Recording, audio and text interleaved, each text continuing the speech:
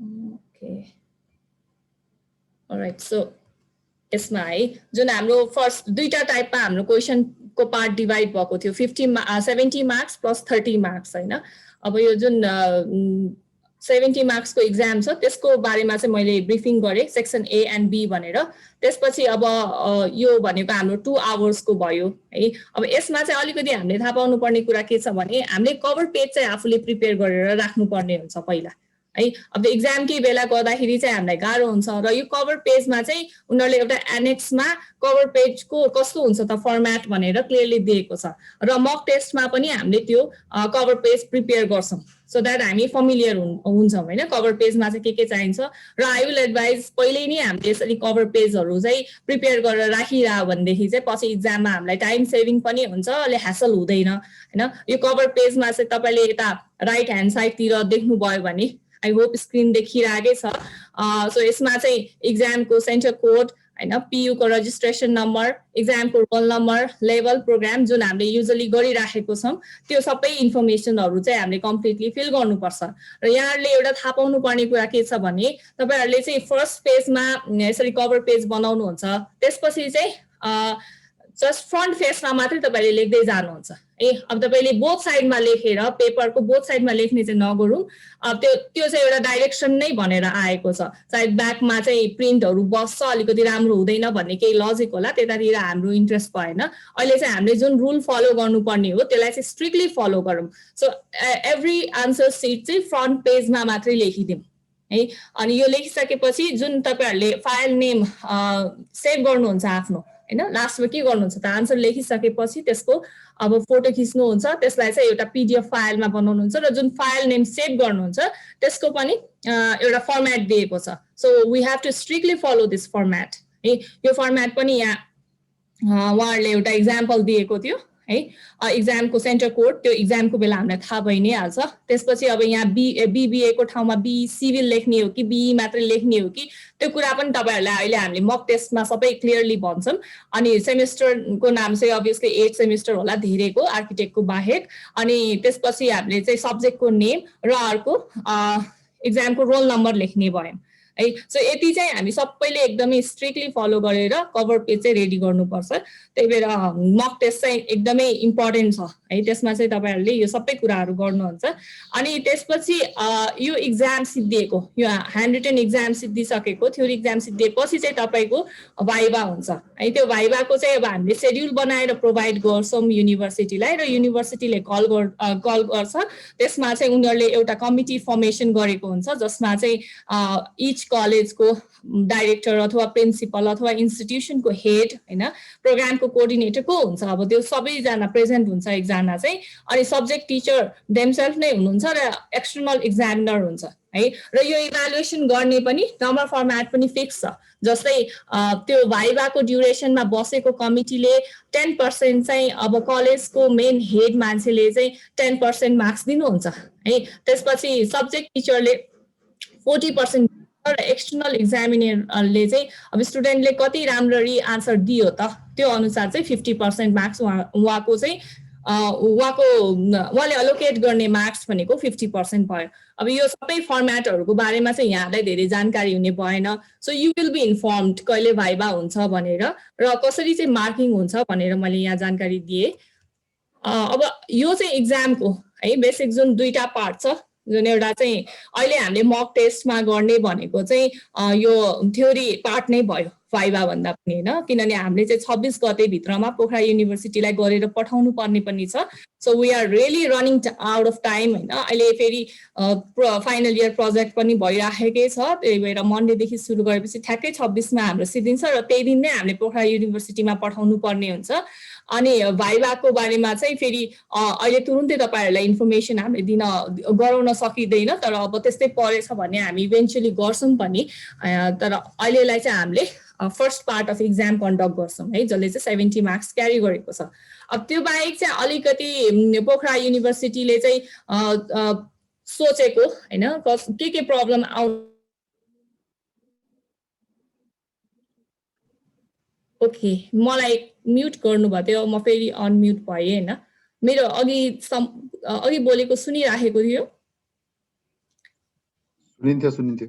Okay so अब अर्को चाहिँ पोखरा युनिभर्सिटीले एउटा सोचेको अथवा उनीहरूले प्लान गरेको चाहिँ प्रब्लम हुन सक्ने प्रब्लम के छ त्यसलाई कसरी एड्रेस गर्ने भन्ने कुरामा यो चाहिँ अहिलेको जुन पेन्डेमिक प्रब्लम छ कोभिड-19 को त्यसमा चाहिँ अब कोही स्टुडेन्ट अफेक्टेड छ हैन त्यो केसमा हामीले के गर्ने त भनेपछि उनीहरूले क्लियरली के लेखेको छ भने एक्जाम हुन सक्दैन भने एक दिन अगाडि एटलिस्ट हैन थ्रु द कलेज कन्सर्न कलेजको थ्रुबाट चाहिँ एप्लिकेसन पोखरा युनिभर्सिटीमा जानु पर्यो है अब त्यो अन द बेसिस र अर्को चाहिँ हामीसँग एउटा प्रुफ पनि हुनु पर्यो अथेन्टिक रिपोर्ट हुनु पर्यो हैन यो कसैलाई डिस्कम्फर्ट गर्नको लागि चाहिँ त्यो रिपोर्टको माग गरिएको हैन just to make a fair system हामीले एउटा अथेन्टिक रिपोर्ट भयो भनेदेखि भेरिफिकेसन हुने भयो र अब त्यस्तो केसमा चाहिँ युनिभर्सिटीले फेरि प्लानिङ गरेर अर्को एक्जाम लिन सक्ने चाहिँ कुरा गरेको छ है यो एउटा त्यो भयो उनीहरूको भनौँ न कोभिड हुन सक्ने खालको कुरामा चाहिँ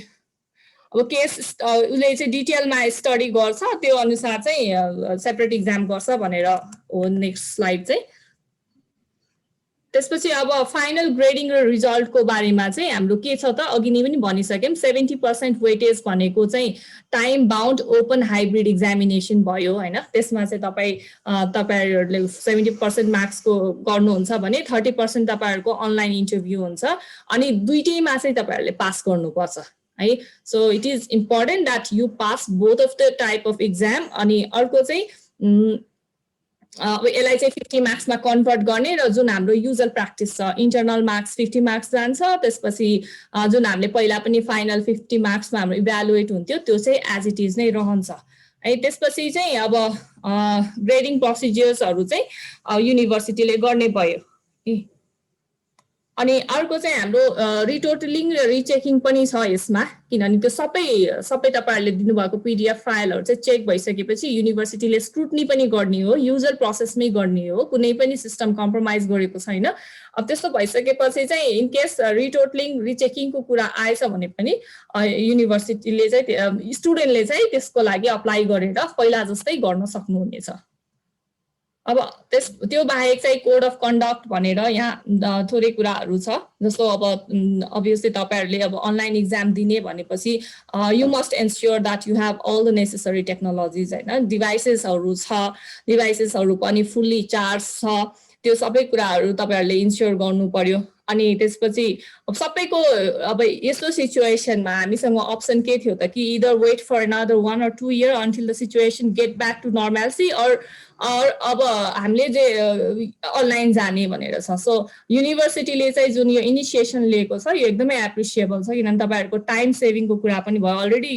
हामी चाहिँ यो ब्याच चाहिँ अलिकति ढिलो भइसकेको हुनाले हामीले यसरी अल्टरनेटिभ इभ्यालुएसनमा गएको हुनाले आई थिंक यो चाहिँ सबैले यसलाई अप्रिसिएट गर्नुपर्छ र इक्वली यसलाई चाहिँ हामीले सपोर्ट पनि गर्नुपर्छ त्यो चाहिँ भनिराख्ने कुरा त भएन अनि अर्को चाहिँ हाम्रो timely dissemination of examination shall be the responsibility of university त्यो युनिभर्सिटीले आफ्नो इन्फर्मेसन अब कलेज थ्रु कसरी चाहिँ स्टुडेन्ट सम्म पुर्याउने हो त्यो चाहिँ युनिभर्सिटीले गर्छ अनि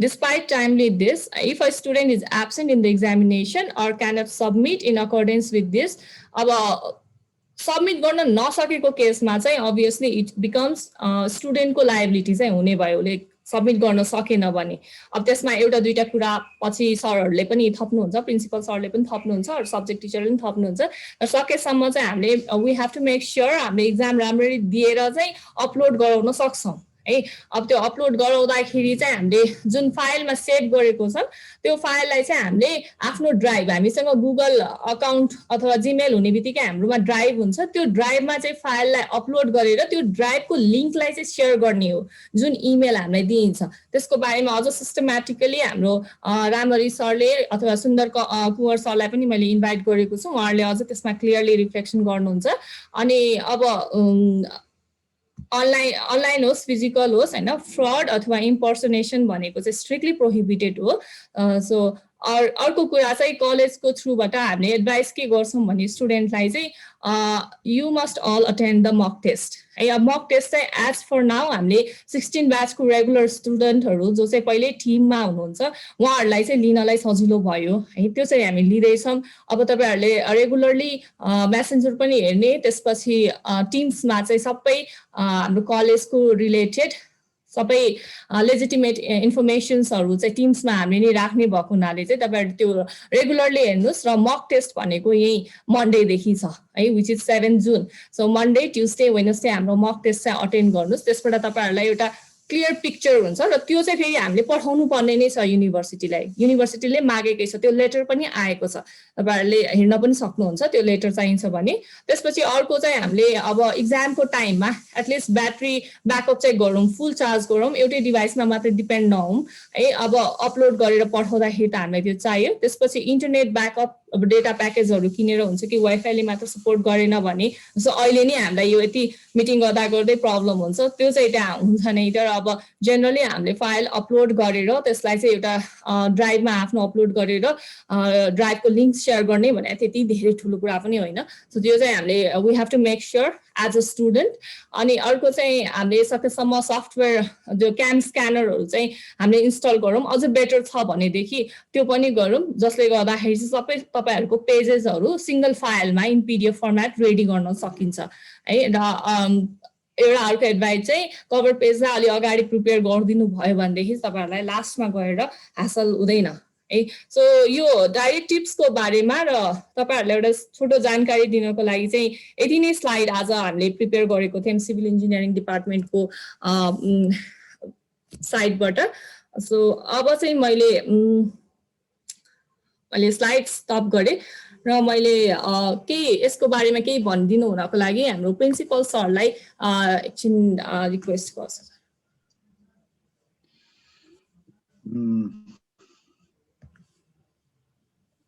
सबैलाई नमस्कार। Thank you for this opportunity to speak few words. Okay, हामीले कसरी लिनुपर्छ यो कुरालाई भने अब अहिलेको 16 ब्याचको फाइनल सेमेस्टरमा पढिरहेको विद्यार्थीहरूलाई धेरै मर्का परेको छ। यो विभिन्न कारणले धेरै ढिला भयो। ढिला भइसकेपछि अब के गर्ने त भन्ने कुरामा सकेसम्म कुनै न कुनै तरिकाले उनीहरूको टाइम जति लस भयो अब त्यसलाई मिनिमाइज गरौँ भन्ने उद्देश्यले यो काम भएको हो। यसमा युनिभर्सिटीले पछि यो 16 ब्याचको सर्टिफिकेटको लाई रिकग्नाइज नहुने पनि अवस्था नआओस्, जुन पाए त्यो तरिकाले परीक्षा लिँदाखेरि पछि उनीहरूको रिकग्निसनमा प्रब्लम भएर ढोका नहोस् भन्नको लागि नेपालमै भएको पूर्वाञ्चल युनिभर्सिटी, मध्यपश्चिमाञ्चल युनिभर्सिटी र अरू इन्डियाका युनिभर्सिटीको पनि प्र्याक्टिस हेरेर नेपालमा के गर्न सकिन्छ, बेस्ट के गर्न सकिन्छ भन्ने हिसाबले एउटा मोडेल बनाएको हो। त्यो फर्स्ट टाइम यहाँ नेपालमा एप्लाई हुँदैछ यो मोडेल। त्यसो हुनाले यसमा अलिकति अनकम्फर्टेबल त होला फर्स्ट टाइम भएको हुनाले, तर हामी सबैले यसमा सहयोग नै गर्नुपर्छ भन्ने मलाई लाग्छ। अब सहयोग गर्ने कसरी त भन्दाखेरि अब युनिभर्सिटीले अब प्रक्रिया त म्याडमले भनिहाल्नु भयो, बिउटी म्याडमले। अब सहयोग कसरी गर्ने भन्दाखेरि कलेजले पनि अलिकति एक्स्ट्रा टाइम खर्च गरेर विद्यार्थीहरूलाई मोडल क्वेसन बनाएर त्यो क्वेसनबाट एउटा मक टेस्ट लिएर जाँचको बेलामा हुन सक्ने सम्भावित हामीले अपेक्षा गरेको अथवा अपेक्षा नगरिएको समस्याहरू आउँछन् भने त्यसलाई पहिले नै थाहा पाएर विद्यार्थीहरू पनि आफू तयार हुने, कलेजले पनि उनीहरूलाई एक्स्ट्रा क्लास राख्नु पर्यो कि एक्स्ट्रा ट्रेनिङ दिनु पर्यो कि अथवा मक टेस्ट लिनु पर्यो कि अथवा के गर्नु पर्यो, मोडल क्वेसन बनाउनु पर्यो। र मोडल क्वेसन बनाइसकेपछि कस्तो खालको क्वेसनमा कसरी लेख्ने त भन्ने कुराहरू हामीले पनि हेल्प गाइड गरिदिनु पर्यो विद्यार्थीहरूलाई। त्यो सबै गरेपछि जाँच हुन्छन्। अब अघि कोहीले सोधिरहेको पनि थियो यो भाइभा कहिले भनेर, त्यो त्यो गाइडलाइनमै त्यो लेखेकै छ, डाइरेक्टिभमा लेखेकै छ निर्देशिकामा। यो जाँच सकेको 2 हप्ताभित्र कलेजले एउटा सेड्युल निकालिदिन्छ।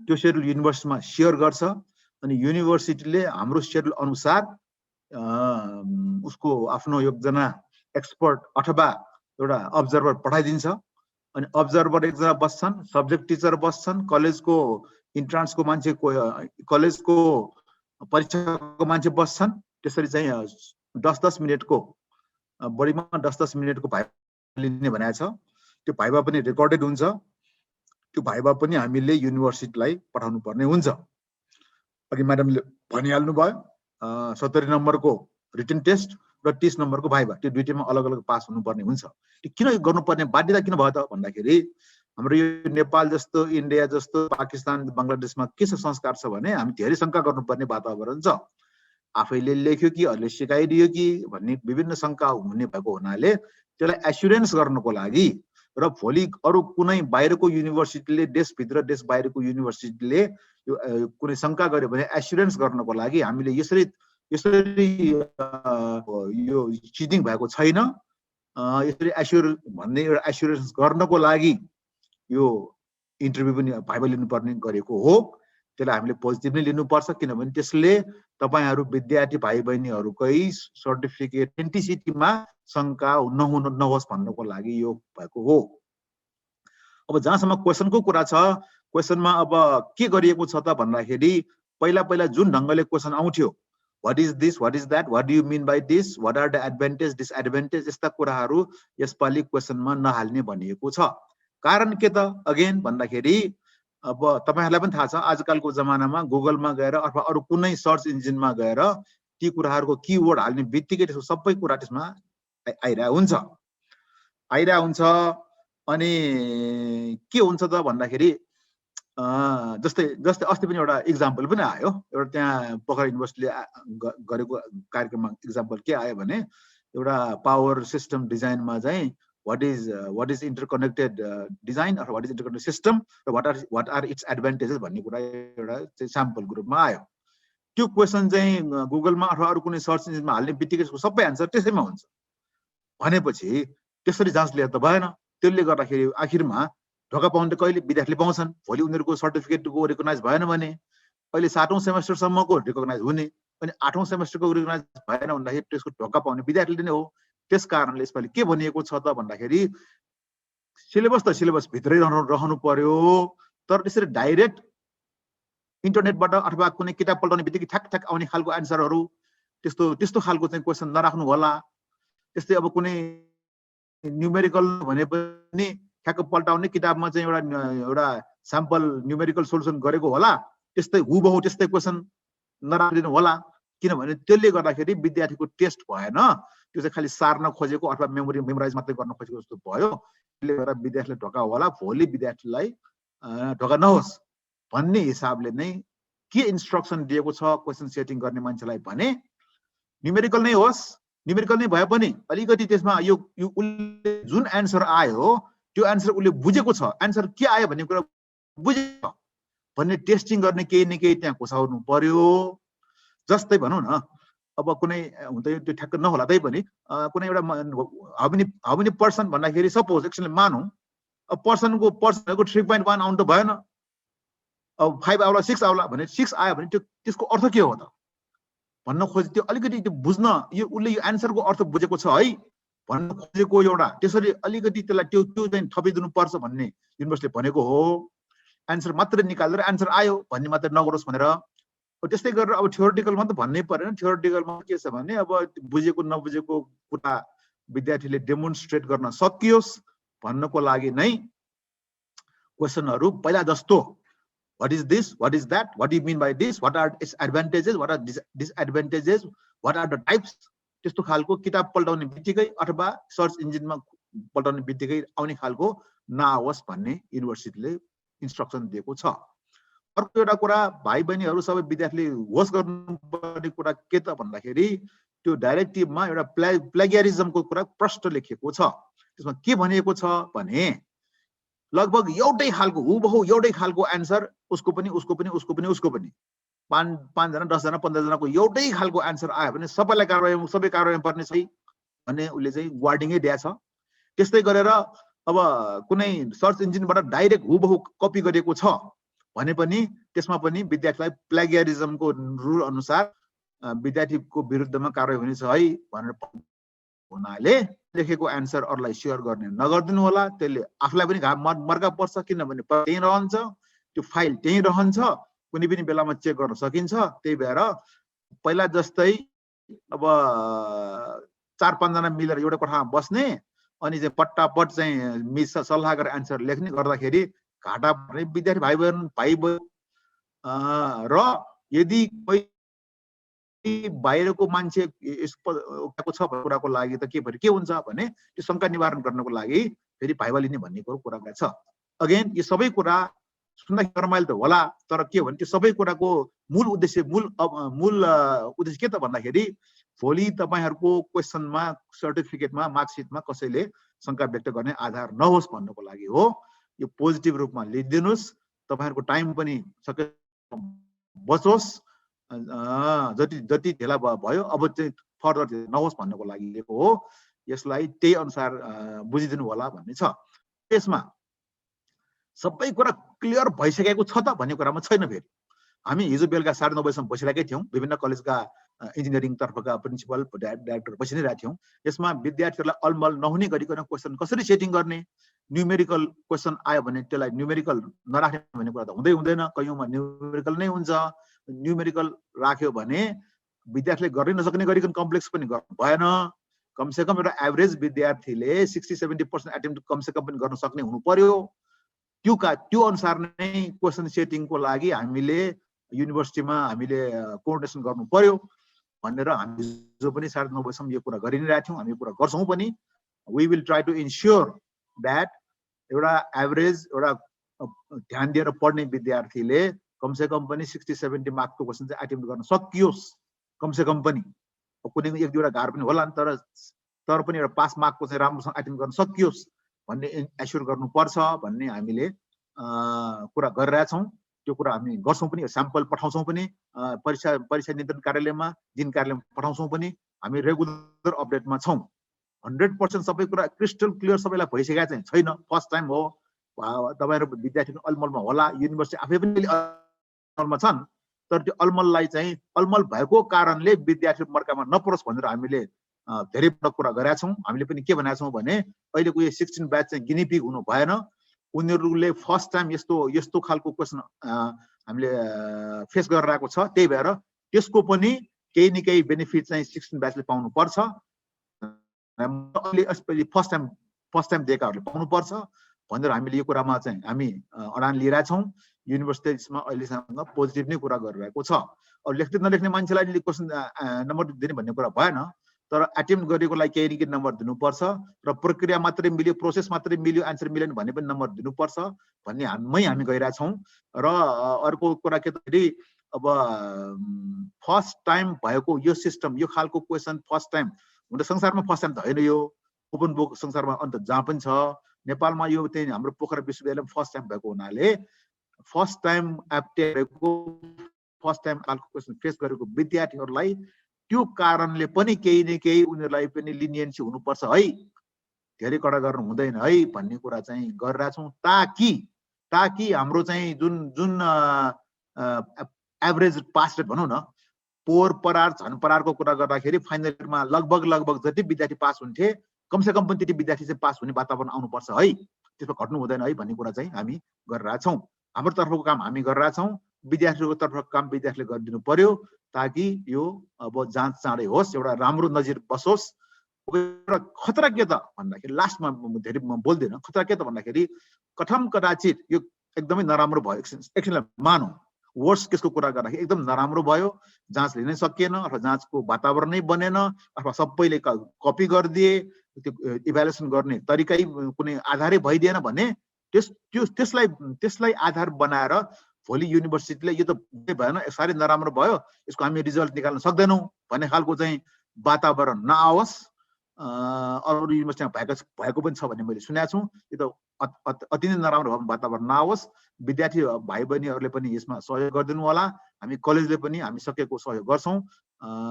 यति नै भन्छु, म धेरै बोल्दिनँ। Thank you very much. Thank you sir. यहाँ स्टुडेन्टहरूको चाहिँ धेरै जस्तोको कमन क्वेरी चाहिँ हामीले न्युमेरिकल पढेको मतलब भएन, मोडल क्वेसनहरू हेर्दाखेरि थ्योरी मात्रै आयो भन्ने कुरा छ। त्यसै गरिकन उहाँहरूलाई एकदमै कन्फ्युज स्टेटमा हुनुहुन्छ, कन्फ्युजन भयो। कलेजको स्वरूप इन्टरनल मार्क्स पनि दिनु पर्यो, यताउति कुराहरू लेख्नु भएको छ।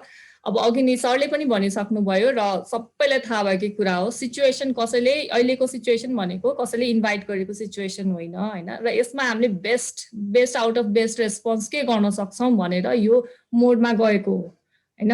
अब जुन कुरा हामीलाई पहिल्यैदेखि प्र्याक्टिस छ त्यही प्र्याक्टिस चाहिँ सबैलाई सजिलो पनि हुन्छ, इफेक्टिभ पनि हुन्छ। तर सधैँ त त्यस्तो सिचुएसन नभएपछि नै यो अनलाइन मोडबाट जानु परेको हो। सायद यसमा मैले धेरै भन्दा मभन्दा बढी तपाईँहरूलाई नि धेरै थाहा छ होला। अब मैले चाहिँ एउटा राम सरले चाहिँ एउटा क्वेसन मात्रै सेयर गर्न भएको छ, त्यो स्क्रिनमा सेयर गर्छु र मैले राम सरलाई रिक्वेस्ट गर्छु र उहाँहरूको जुन एउटा क्वेरी छ त्यति हामीले डिजाइनको न्युमेरिकलहरू पढ्यौँ होइन, त्यो चाहिँ आएन देखि के छ त, के मतलब भयो त भन्ने खालको कुराहरू छ। सरले अथवा अरू हाम्रो फ्याकल्टिजहरू कसैले त्यसमा केही रिफ्लेक्ट गरिदिनुहुन्छ भनेदेखि सायद स्टुडेन्टहरूको जिज्ञासा हामीले टु सम एक्सटेन्ट एड्रेस गर्न सक्छौँ।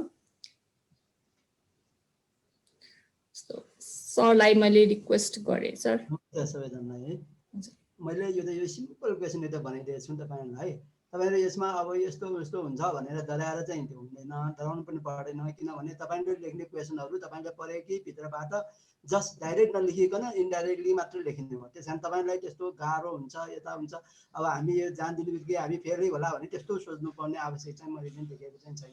तपाईँले पोजिटिभली लिएर लेख्नुभयो भने तपाईँले जति पढेको हुन्छ त्यही भित्रबाट तपाईँले अब चाहिँ लेख्ने बेलामा डाइरेक्ट नलेखिकन इन्डाइरेक्टली लेख्ने मात्र हो, अर्थात् तपाईँले बुझेको कुराहरू लेखिदिने हो। त्यस कारण मैले त सानो भनेको छु, why a fresh engineering graduate civil engineer need to take license of a professional organization before intern in professional practice? Have you ever been known to any professional body active in engineering field practicing in Nepal? Also, how professional organization upgrade and maintain the professional and technical competence of the professional members? Justify your answer with suitable example. यो भनेर मैले के तपाईले सबभन्दा पहिले यसमा के बुझ्नुस् भने यो क्वेसनमा चाहिँ तपाईले बुझ्नु पनि यो क्वेसनमा के सोध्न खोजेको हो भन्ने कुरा चाहिँ बुझ्नुभयो भने राम्रो हुन्छ। अब यहाँ मैले सिम्पली भनेको छु, अब एकजना ग्रेजुएट भएको इन्जिनियरले काम गर्नुभन्दा पहिले लाइसेन्स किन लिनुपर्छ है, त्यो मैले प्रोफेसनल प्र्याक्टिसको त्यसमा चाहिँ हामीले चाहिँ जुन त्यसमा चाहिँ हामीले पढेको चाहिँ छौँ होइन।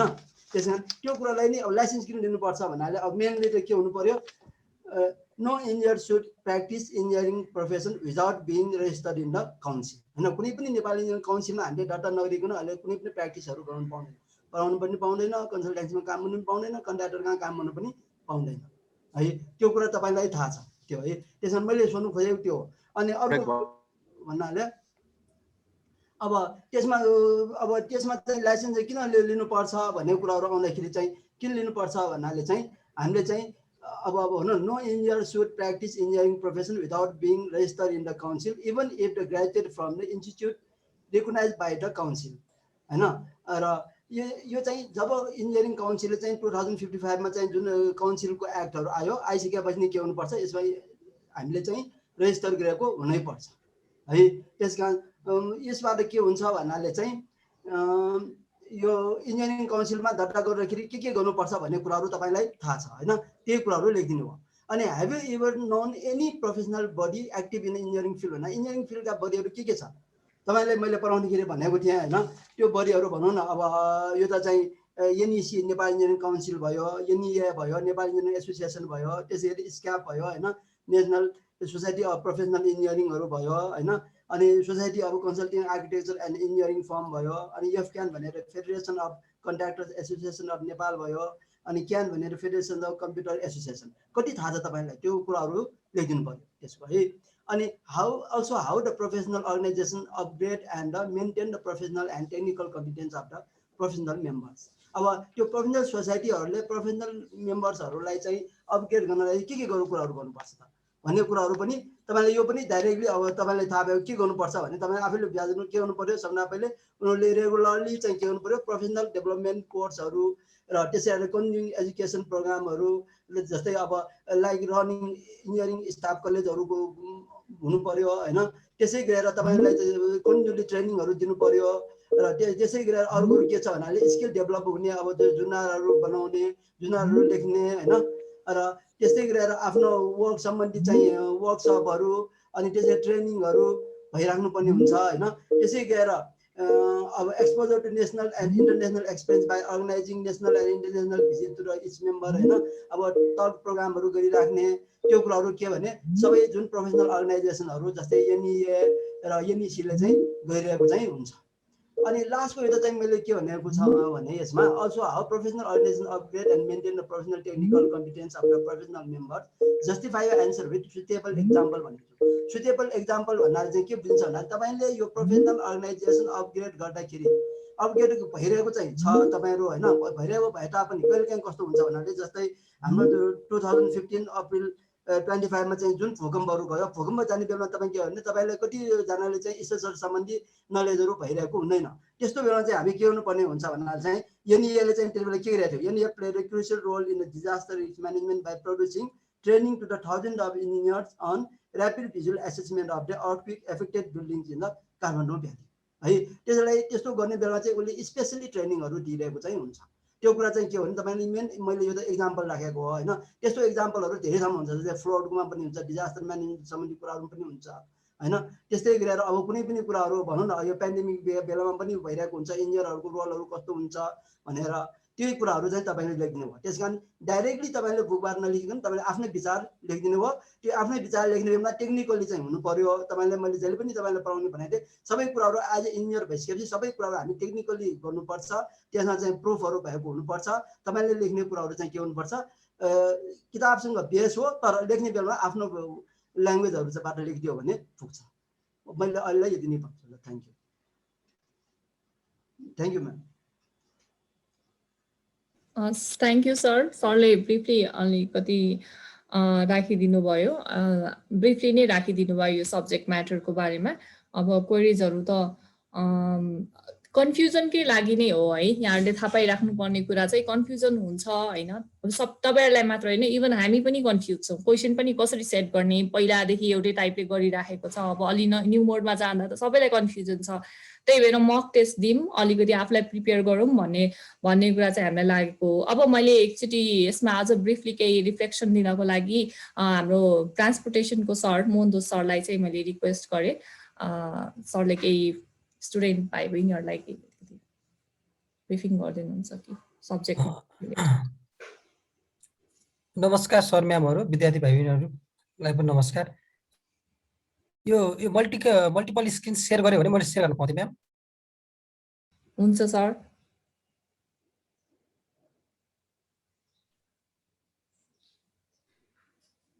सरले होस्ट बनाएपछि सेयर गर्न नमिल्ने रहेछ। ए मलाई कोस्ट बनाउनु भएको थियो। ए म हेर्दै बनाएको सर। ए हजुर भयो होला।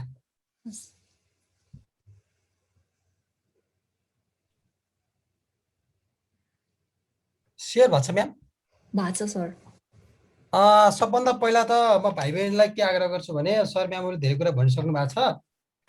एउटा दुईटा कुराहरू चाहिँ हुन त अब मैले ओभर पनि हुनसक्छ होइन रिपिटेड पनि हुनसक्छ। अब यो तपाईँको दुईटै टेस्ट होइन मक टेस्ट भन्दा नि यो भाइभा लिँदा र तपाईँको रिटर्न इक्जाम हुँदा दुईटैको तपाईँको भइरहेको हुन्छ है रेकर्ड भइरहेको हुन्छ।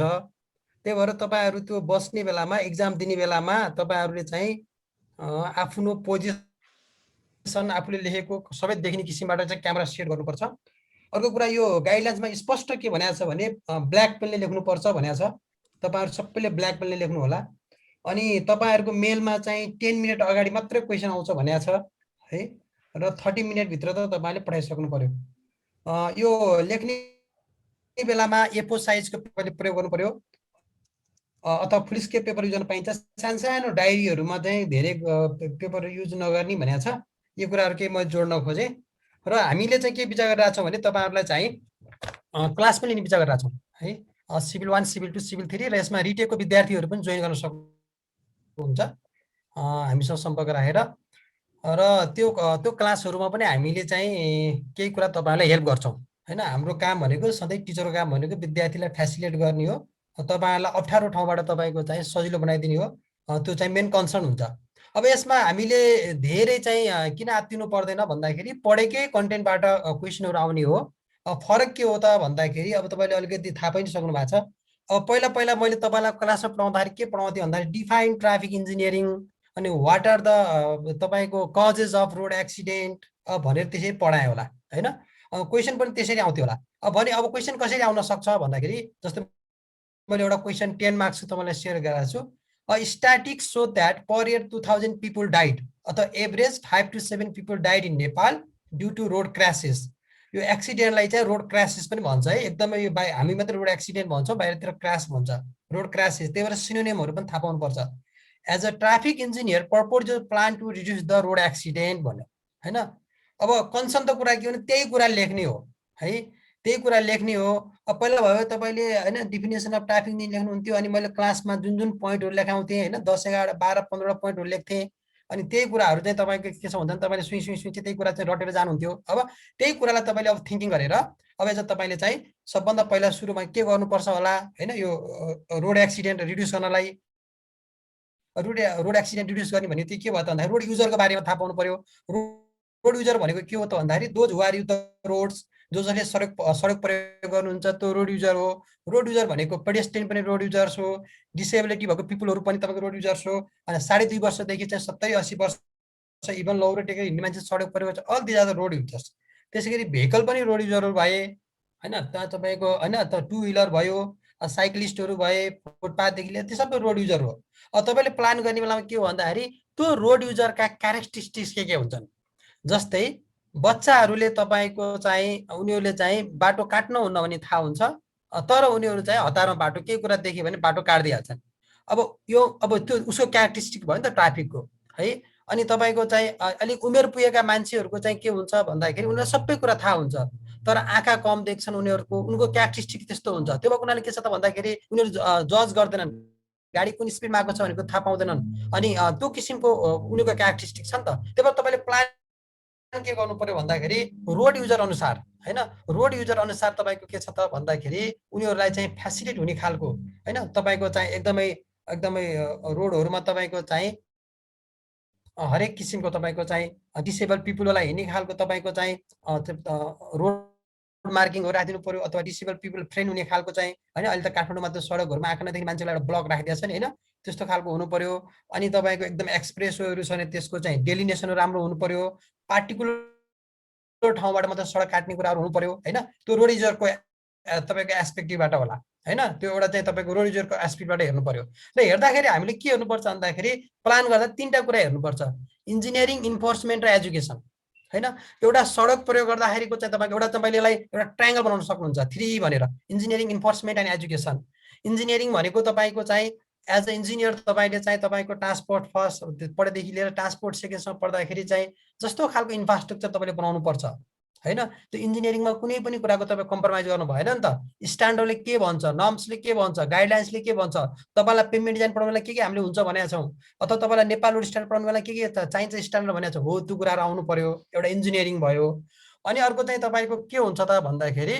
अर्को एजुकेसन है अब सडकहरुमा तपाईको सडकहरु कसरी प्रयोग गर्ने रोड युजरले भन्ने कुरा हामीले चाहिँ के गर्नु पर्यो भन्दाखेरि रेगुलर रूपमा तपाईलाई चाहिँ त्यो त्यहाँको मान्छेहरुलाई रोड युजरलाई एज अ त्यो ड्राइभर होस् एज अ पेडेस्ट्रियन होस् यो सबैलाई के गर्नु पर्यो त भन्दाखेरि तपाईले चाहिँ तिनीहरुलाई चाहिँ एजुकेसनको कुराहरु गर्नु पर्यो हुन त अहिलेको एजुकेसनहरु चाहिँ हैन सानो बच्चा क्लासदेखि नै तपाईको यस्तो बाटो काट्ने नकाट्ने भन्ने छ तर के हुन्छ त्यो भनेर मात्र हुँदैन हामीले चाहिँ तपाईको के भन्छ टाइममा हुन त अब हाम्रो देशहरुमा तपाईको जो भइराछ हैन यो चाहिँ तपाईको रोड युजर कसरी गर्ने भन्ने कुराहरु टाइममा चाहिँ कहिले ट्राफिक साप्ताहिक कहिले तपाईको एक हप्ता कहिले एक महिनासम्म त्यस्तो काम भइरहन्छ तर हामीले टाइममा इन्जिनियरिङ चाहिँ गर्नु पर्छ इन्जिनियरिङ भनेको स्कुलको बच्चाहरुलाई गर्न सकिन्छ कलेज एरियालाई फोकस गर्न सकिन्छ पार्टिकुलरली जुन ठाउँमा चाहिँ यो एक्सिडेन्ट प्रोन एरियाहरु छ अथवा यो क्र्याश प्रोन एरिया छ त्यो ठाउँमा गर्न सकिन्छ त्यो चाहिँ त्यो भयो नेक्स्ट इज इन्फोर्समेन्टको कुरा आयो हैन इन्फोर्समेन्टको कुरा गर्दाखेरि तपाईको के छ भन्दाखेरि अब हामी कतिपयहरु नियममा बस्दैनौं हैन तपाईको सडकहरुमा गुड्ने गाडीहरु चाहिँ हामी चाहिँ यति वर्ष पुरानो हुनु भन्छौं हैन तपाईको चाहिँ त्यो अनुसारको गाडीहरु छैन म तपाईलाई क्लासमा भन्ने गर्छु नि हाम्रा गाडीका सबै चीजहरु बज्छन् हर्न बज्दैन भन्छु नि त्यो भने के गाडीको त सडकमा त हर्न बज्नु पर्ने हो अरूलाई डिरेक्सन आवाज दिनलाई हैन, तर ड्राइभरले जति बेला हर्न दिनुपर्ने त्यति बेला हर्न बज्दैन हैन, गाडीको सिट हल्लिरहेको हुन्छ, झाल हल्लिरहेको हुन्छ हैन। अनि त्यस्तो खालको भेहिकलहरू गुड्छ भनेपछि त्यो चाहिँ चलाउन पाइएन नि। त्यही भएर तपाईँले यहाँ बुझ्नुपर्ने कुरा के छ भन्दा धेरै आत्तिनुपर्ने केही कुराहरू पनि छैन। आज त ओरिएन्टेसन भयो, हामी यसमा धेरै कुरा नगरौँला, अर्को क्लासमा हामी गरौँला हैन। मेरो ट्रान्सपोर्टको कुराहरू सुन्दाखेरि अरूलाई त्यति उपन नहोला हैन। त्यो भएको हुनाले मैले भन्नु चाहिँ के भन्दाखेरि तपाईँको प्लान हैन, तपाईँले चाहिँ प्लानका कुरा गर्दाखेरि यसरी तपाईँको आफ्नो भ्यू दिन सक्नुहुन्छ, एउटा प्लान गर्नुहुन्छ हैन, आफ्नो कुराहरू यसरी राख्न सक्नुहुन्छ। यो प्लानको ठाउँमा चाहिँ कुराहरू आउँछ। अनि अलि एकछिनपछि मैले शब्दहरू कस्तो कस्तो हुन्छ क्वेसनमा भन्ने कुरा पनि तपाईँले सेयर गरौँला। एउटा त्यो कुरा गरेँ मैले हैन। अर्को तपाईँले मलाई पनि बाटो कहिले सोध्नुहुन्छ नि क्लासमा, यो सरी बाटो बन्छ, बाटोमा तपाईँको हाम्रो बाटो भत्किरहेको हुन्छ अनि बाटोको क्वालिटी छैन, के छैन, कसो छैन भनेर सोध्नुहुन्छ नि, हो त्यससँग रिलेटेड अर्को क्वेसन हो। The durability of the road pavement mainly depends upon the quality of materials used and the process of works. Outline the method of quality control process of the construction of the type of bituminous pavement भने मैले हैन। हामी सडकहरू तपाईको चाहिँ road construction पर्दाखेरि तपाईहरुलाई basically हामीले चाहिँ तीन किसिमका सडक हुन्छन् भने भन्छौं। एउटा लो कस्ट रोड भन्छौं हैन, अर्दन रोड, ग्राभल रोड हैन, त्यो कुराहरु थाहा छ तपाईलाई। अनि बिटुमिनस रोड पनि दुई किसिमको हुन्छ, प्रिमिक्स नन प्रिमिक्स हुन्छ। अर्को चाहिँ तपाईको रिजिड पेभमेन्टहरु हुन्छन् हैन, that may be the PCC or that may be the RCC.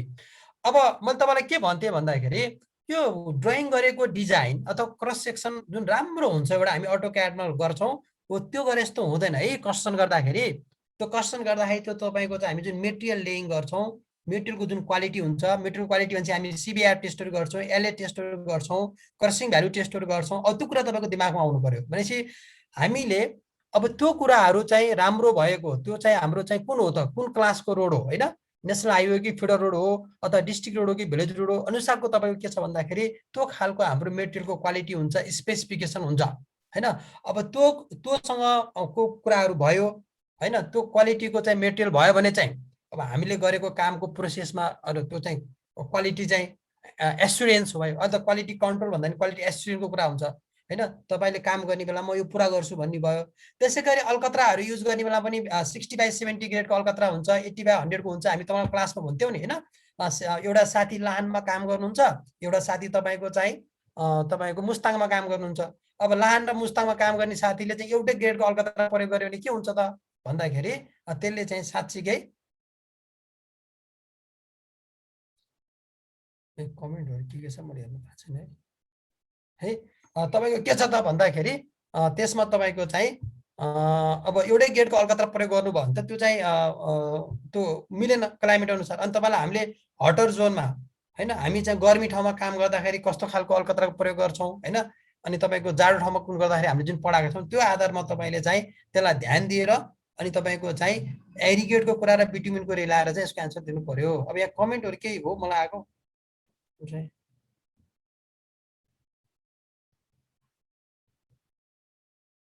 कमेन्टहरु general छ सर। जस्तो यो आन्सर चाहिँ अब एउटै आन्सर लेख्दा एउटै क्वेशन यस्तो खालको क्वेशनमा चाहिँ 1 घण्टै लाग्ला त्यस्तो खाले कुराहरु छ। अब त्यो टाइम म्यानेजमेन्टको कुरा हो। त्यो त मैले भने नि, अब प्लान गर्दाखेरि तीनटा इको कुरा गर्नु पर्यो हैन। अब यो क्वालिटी कन्ट्रोल प्रोसेस गर्दाखेरि बिटुमिन र एग्रिगेट कुराहरु गर्नु पर्यो, त्यतिलाई फ्रेम गर्नु पर्यो नि हैन।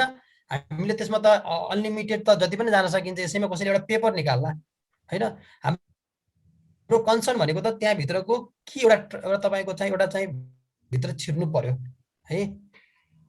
त्यसैगरी अर्को मैले क्वेशन भनेको अब road construction and maintenance activities are said to be lack funds in present model, present your analytic view on it on solve this problem. हामीले भन्छौं नि हाम्रोमा सडकहरु बनाउनलाई बजेट क्रिया छैन, भएका सडकहरु मर्मत गर्नलाई छैन भन्ने कुराहरु गर्दाखेरि के हो त तपाईको यो सल्भ कसरी प्रब्लम गर्ने भन्दाखेरि क्वेशन कन्स्ट्रक्सन र मेन्टेनेन्सको भए तापनि तपाईले यसमा भ्यू दिने भनेको के भन्दाखेरि हाम्रा सडकहरु चाहिँ कसरी बन्छन् त, हाम्रो स्ट्र्याटेजिक रोड नेटवर्कहरु हाम्रो प्रायोरिटी पर्ला। जस्तै हाम्रो नर्थ साउथ कोरिडोर जोड्ने बाटोहरु चाहिँ हाम्रो पहिला बनाउनु पर्यो। अहिले हामीले चाहिँ भूकम्प पछिको टाइममा थाहा पायौ नि त हैन, नेपालको यो नाकाबन्दीको बेलामा थाहा पायौं 67% अथवा पर्सेन्ट हाम्रो सामान चाहिँ वीरगञ्जबाट आउँदो रहेछ भनेपछि सडकहरुलाई प्रायोरिटाइजेसन गर्नु पर्यो।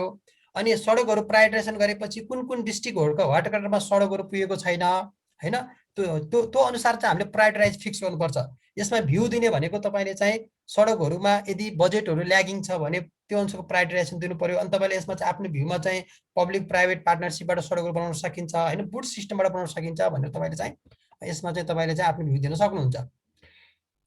त्यसैगरी अब यो अर्बन एरिया अफ नेपाल पनि भन्न सक्छ है। त्यसैगरी तपाईको काठमाडौँ मेट्रोपोलिटन सिटी, अब मैले काठमाडौँबाट बसेर क्वेसन सिटी भने काठमाडौँ मेट्रोपोलिटन सिटी भन्न सक्छु। अब ओभरअल जेनरलाइज भने अर्बन एरियाज अफ नेपाल भन्न सक्छ। Urban areas of Nepal has face the problem of traffic congestion and accident at major intersection, create the strategies for the solution of the above mention problem हैन। यस्तो create analyse भन्यो भने चाहिँ 20 मार्क्समा आउँछ। यसमा तपाईले के गर्नुपर्ने हुन्छ त भन्दाखेरि हाम्रो देशमा अहिले हाम्रो इन्टरसेक्सनहरु के छ त, हाम्रो कस्तो कस्तो खालको इन्टरसेक्सन छ। आज कोटेश्वरमा तपाईको किन जाम भइरहेछ, हामी कलेज जाँदाखेरि कोटेश्वरमा किन जाममा परिरहेछ त्यो त हाम्रो दिमागमा सधैँ स्टाई गरिरहेछ नि। हामीले क्लास पनि भनेको हो नि तपाईहरुलाई। अहिले तपाईको चाहिँ हामीले कलंकीमा एउटा अन्डरपास बनाउँदाखेरि के भयो त भन्दाखेरि त्यसले चाहिँ धेरै कलंकीको चाहिँ तपाईको के भयो भन्दाखेरि प्रब्लम चाहिँ सल्भ गर्यो। त्यही भएर कुराले तपाईको स्ट्र्याटेजी यसमा के हुन सक्छ भन्दाखेरि पहिला तपाईलाई सोध्थ्यो होला हैन ग्रेड सेपरेट इन्टरसेक्सनको बारेमा लेख भनेर। अब यसले क्वेशनले के क्रिएट गर्यो भन्दाखेरि तपाईले चाहिँ अहिले कुन ठाउँमा चाहिँ तपाईको इन्टरसेक्सन एट ग्रेड अथवा लेभल राख्ने र कस्तो ठाउँमा तपाईको चाहिँ तपाईको ग्रेड सेपरेट इन्टरसेक्सन राख्ने हैन। ग्रेड सेपरेट इन्टरसेक्सन भित्रको तपाईको चाहिँ ग्रेड सेपरेट इन्टरसेक्ट विथआउट इन्टरचेन्जेस र ग्रेड सेपरेट विथ इन्टरचेन्जेसका जस्ता कुराहरु तपाईले चाहिँ यसरी राखेर चाहिँ तपाईले चाहिँ आफ्नो चाहिँ गर्न सक्नुहुन्छ हैन। तपाईले चाहिँ आफ्नो स्ट्र्याटेजी बनाउन सक्नुहुन्छ। अब तपाईले कोही ठाउँमा अन्डरपासको कुरा गर्नु होला, कोही ठाउँमा ओभरपासको कुरा गर्नु होला, कोही ठाउँमा ग्रेड सेपरेट काही कुराहरु गर्नु होला र यसमा तपाईले चाहिँ कुनै अर्बन एरिया भित्रको एउटा चाहिँ आफूले चाहिँ एउटा केस बनाएर पनि तपाईले यसमा लेख्न सक्नुहुन्छ। र एउटा कुरा यो गरे मैले है, हामी अब क्लासमा पनि कुरा गरौँला। यो मैले इन्ट्रोडक्सनमा स्टप शेयर गरेँ र अर्को एउटा म तपाईलाई के शेयर गर्न गइरहेको छु भन्दाखेरि यो क्वेशनहरु कस्तो आउन सक्छ भन्दाखेरि शब्दहरु हैन। हामी चाहिँ पहिला क्वेशनहरुको प्याटर्नमा चाहिँ ओके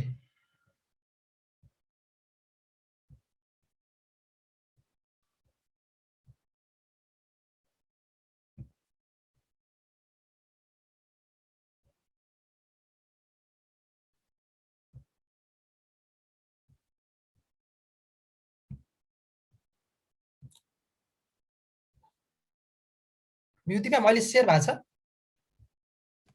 छ सर। विद्यार्थी भाइ बहिनीहरुले के बुझ्नु होला भन्दाखेरि यस्तो खालको शब्दहरु तपाईको यसपालिको क्वेशनमा प्याटर्नमा देख्नुहुन्छ है। एनालाइज, इभ्यालुएट, क्रिएट हैन। पहिला हामी difference between rigid payment and flexible payment भन्दै भने यसपालि difference between flexible payment and rigid payment हैन। अनि तपाईको चाहिँ हामीले चाहिँ डिसएडभान्टेज एडभान्टेज भ्यू भन्थ्यो भने अहिले तपाईको चाहिँ तपाई कसरी क्रिटिकल एनालाइसिस गर्नुहुन्छ, कसरी जज गर्नुहुन्छ हैन। यस्तो खालको तपाईको चाहिँ एनालाइज, इभ्यालुएट, क्रिएट भन्ने खालका वर्डहरु तपाईले हेर्ने म्याक्सिमम क्वेशनहरुमा तपाईले देख्नुहुन्छ।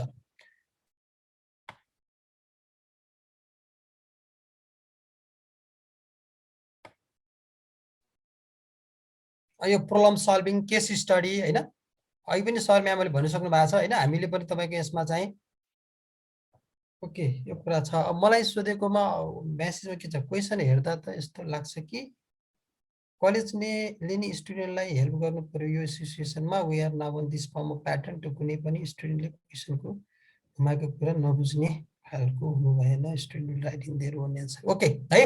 अब यसमा भाइ बहिनीलाई मैले एउटा कुरा भन्ने चाहिँ के हो भन्दाखेरि जस्तै अब हाम्रो अर्को एउटा एक्जाम्पल गरौँ न हैन। क्वेशन लेख्दाखेरि कस्तो हुनु पर्यो नि, सल्ल बग्नु पर्यो क्या। जस्तै तपाई एक दिन भरिमा के गर्नुहुन्छ भन्यो भने म दिउँसो 12 बजे चाहिँ तपाईको एकछिन रेस्ट गर्छु, अनि 7 बजे उठेर मुख धुन्छु, अनि 6 बजे साथीसँग फोनमा कुरा गर्छु, अनि 11 बजे चाहिँ म खाना खान्छु। यसरी लेख्न भएन हैन। अब तपाईले एक दिन भरिको काम के गर्नुहुन्छ भन्यो भने त्यो स्टार्टिङ देखि म बिहान यसरी उठ्छु, मेरो 6 बजेको प्लानिङ छ, 7 बजे यसरी सरर बग्नु पर्छ क्या। हो त्यस्तै हो यसमा चाहिँ। यस्तोमा पनि लेख्ने कुराहरु के हुन्छ भने तपाईसँग दिमागमा क्वेशन पढ्ने बित्तिकै तपाईको दिमागमा सर्टेन कुरा आउँछ। पहिला 1 मिनेट जति तपाईको त्यसलाई एकदम भ्यू गर्नुस् हैन। त्यसलाई भ्यू गरेर तपाईमा आएका कुराहरु चाहिँ सरर चाहिँ दिमागमा चाहिँ राख्नुस् हैन। त्यो राखेपछि अथवा साइडमा हो त्यसलाई फ्रेमिङ गर्नुस् है। फ्रेमिङ गरेर तपाईले चाहिँ तपाईको चाहिँ लेख्नुस्। म अर्को क्लास पनि भन्छु, कुनै पनि क्वेशन नछोड्नुस् है। तपाईलाई कतिपय कुराहरुमा चाहिँ अलिकति डाउट लाग्यो भने एटलिस्ट त्यसमा सोधेको क्वेशनका स्ट्रेन्थ र विकनेसहरु के हुन् ती हैन। सोर्ट पनि गर्न सक्नुहुन्छ तपाईले एटलिस्ट हैन। सोर्टहरु गर्नुभयो भने यस्तो खालको क्वेशनहरुमा चाहिँ तपाईको चाहिँ तपाईको के हुन्छ भने जेनरली तपाईको चाहिँ मार्क्सहरु आउँछ हैन। त्यो भएको हुनाले चाहिँ यसलाई हामीले चाहिँ अब धेरै बोजिलो रूपमा नलिउँ है। तर के छ भन्दाखेरि अब गाह्रो भएको छ, विद्यार्थीको तर्फबाट हेर्दा गाह्रो भएको होला, टिचरको तर्फबाट गाह्रो भइरहेछ। तर के छ भन्दाखेरि यसलाई चाहिँ हामीले चाहिँ अहिले चाहिँ हामीलाई कस्तो कस्तो फिल हुनु स्वाभाविक कुरा हो। तर जब हामी एक्जाममा एपियर हुन्छौँ त्यसपछि मेरो विचारमा यो चाहिँ सरलीकृत हुन्छ होला है। अब क्वेसन बुझ्न 10 मिनेट लाग्छ भन्ने त्यस्तो होइन। तपाईले एकचोटि राम्रोसँग पढ्नुहोस् अनि दुईचोटि पढ्नुहोस्। एउटा क्वेसन पढ्न 1 मिनेट जति लाग्ला हैन, 1 मिनेट जति लाग्छ। 1 मिनेटमा हामी धेरै कुरा पढ्न र बोल्न सक्छौँ। अनि हतारिएर चाहिँ नलेख्नुहोस् हैन। क्वेसनहरु राम्रोसँग तपाईले हेर्नुहोस् र तपाईको चाहिँ त्यो आधारमा चाहिँ हामी चाहिँ गर्न सक्छौँ होला। अब त्यो मोक टेस्ट गरौँ न, मोक टेस्ट हामी क्वेसन बनाउँछौँ तपाईलाई त्यही अहिलेको फर्मेटमा। अनि फर्मेटमा अनुसार गर्दाखेरि त्यो गर्नु। अब कतिपय क्वेसनहरुमा तपाईले चाहिँ अलिकति थोरै ब्याकग्राउन्ड दिनुपर्ने, त्यसको मिडल पोर्सनहरु हैन, जुन तपाईले प्रोफेसनल प्र्याक्टिसहरुमा चाहिँ त्यो एउटा केस स्टडीको बारेमा लेख्नुहुन्छ नि हो, त्यो खालको ढाँचा पनि यसमा चाहिँ अलिकति अपनाउनु पर्ने हुन्छ। अब हो तपाईहरुले चाहिँ कति कुरा यहाँ मेसेजमा लेख्नु भएको छ, हामीलाई भन्नु भएको छ, त्यो आफ्नो टिचर भएर तपाईले भन्नु भएको हो हैन। तर हामी पोखरा विश्वविद्यालय अन्तर्गत भएको हुनाले उनलाई दिनुपर्ने सल्लाह सुझावहरु दिइसकेका छौँ। त्यो अनुसार गाइडलाइन्स आयो। अब अहिले हामीले भने त्यो गाइडलाइन्सहरुमा केही परिवर्तन हुँदैनन्। हामीले त्यो गाइडलाइन्सलाई प्रपर फलो गरेर कसरी हुन्छ अहिलेको सदुपयोग गरेर, अहिलेको यो टाइमिङ र यो सबै कुरालाई सदुपयोग गरेर तपाईँ हामीले चाहिँ यो एक्जामलाई चाहिँ राम्रोसँग तपाईको चाहिँ सिद्धाउने हो। तर यसमा चाहिँ पोखरा विश्वविद्यालयले भनेकै छ, यो not only for the student, it is also test for the teachers पनि भनेको छ। अथवा यो एक्जाम सिस्टम प्रणाली, कलेज, विश्वविद्यालय, विद्यार्थी सबै नै तपाईको चाहिँ यसको खालको परीक्षणमा छन् र यो सक्सेस भयो भने अनि बाँकी रहेका सेमिस्टरहरुमा पनि यसै जान सकिन्छ भन्ने खालको छ। यति कुराहरु मैले भने। अब यो चाहिँ अब मेरो कोर्स कन्टेन्ट भन्दा बाहिर कुरा भयो। मोहन सर, ठिकै छ म्याम, अरु केही भने म एकछिनपछि फेरि कुरा मोहन गरौँ। सर, हजुर मोहन सर, हजुर भन्नु म्याम। त्यो विद्यार्थीहरूले नि भन्नु म्याम। यहाँ चाहिँ न्युमेरिकलको बारेमा अलि भनिदिनु सर भन्दै छ के सरले, त्यसको न्युमेरिकलहरु ए सरी मैले हजुर। अब न्युमेरिकलको बारेमा चाहिँ अब न्युमेरिकल चाहिँ राख्नुपर्छ भन्ने पक्षमा म पनि हो हैन। जस्तै अब भाइबेललाई मैले सेयर गर्दाखेरि जस्तै पहिला क्वेसन चाहिँ फर इक्जाम्पल लाइट सिस्टमको स्पेसिङ निकाल्न भनेको पहिलो क्वेसन भन्नु तपाईले स्पेसिङ अफ लाइट भने हामीले पढाएका छौँ नि। स्पेसिङ अफ लाइट क्याल्कुलेट गर भनेर हामीले पहिला भन्थ्यौँ हैन। त्यो 7 मार्क्समा क्वेसन आउँथ्यो, तपाईले सरर स्पेसिङ निकाल्नुहुन्थ्यो, यति मिटर भनेर लेख्नुहुन्थ्यो, एन्सर भन्ने हुन्थ्यो।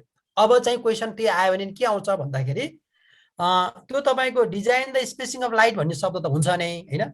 त्यस्तो अनि त्यसमा के हुन्छ भन्दाखेरि अनि त्यो क्याल्कुलेट गरेपछि layout the spacing of light in curve section of the road भन्ने हुन्छ, अथवा layout the lighting spacing off road in straight portion of the road of 2 lane road भन्ने हुन्छ। अब त्यो भइसकेपछि तपाईले क्याल्कुलेसन मात्रै गर्नुभयो भने त्यसको वेटेज चाहिँ अब आउट अफ 10 3 मार्क्स त्यस्तो हारारीमा हुन्छ।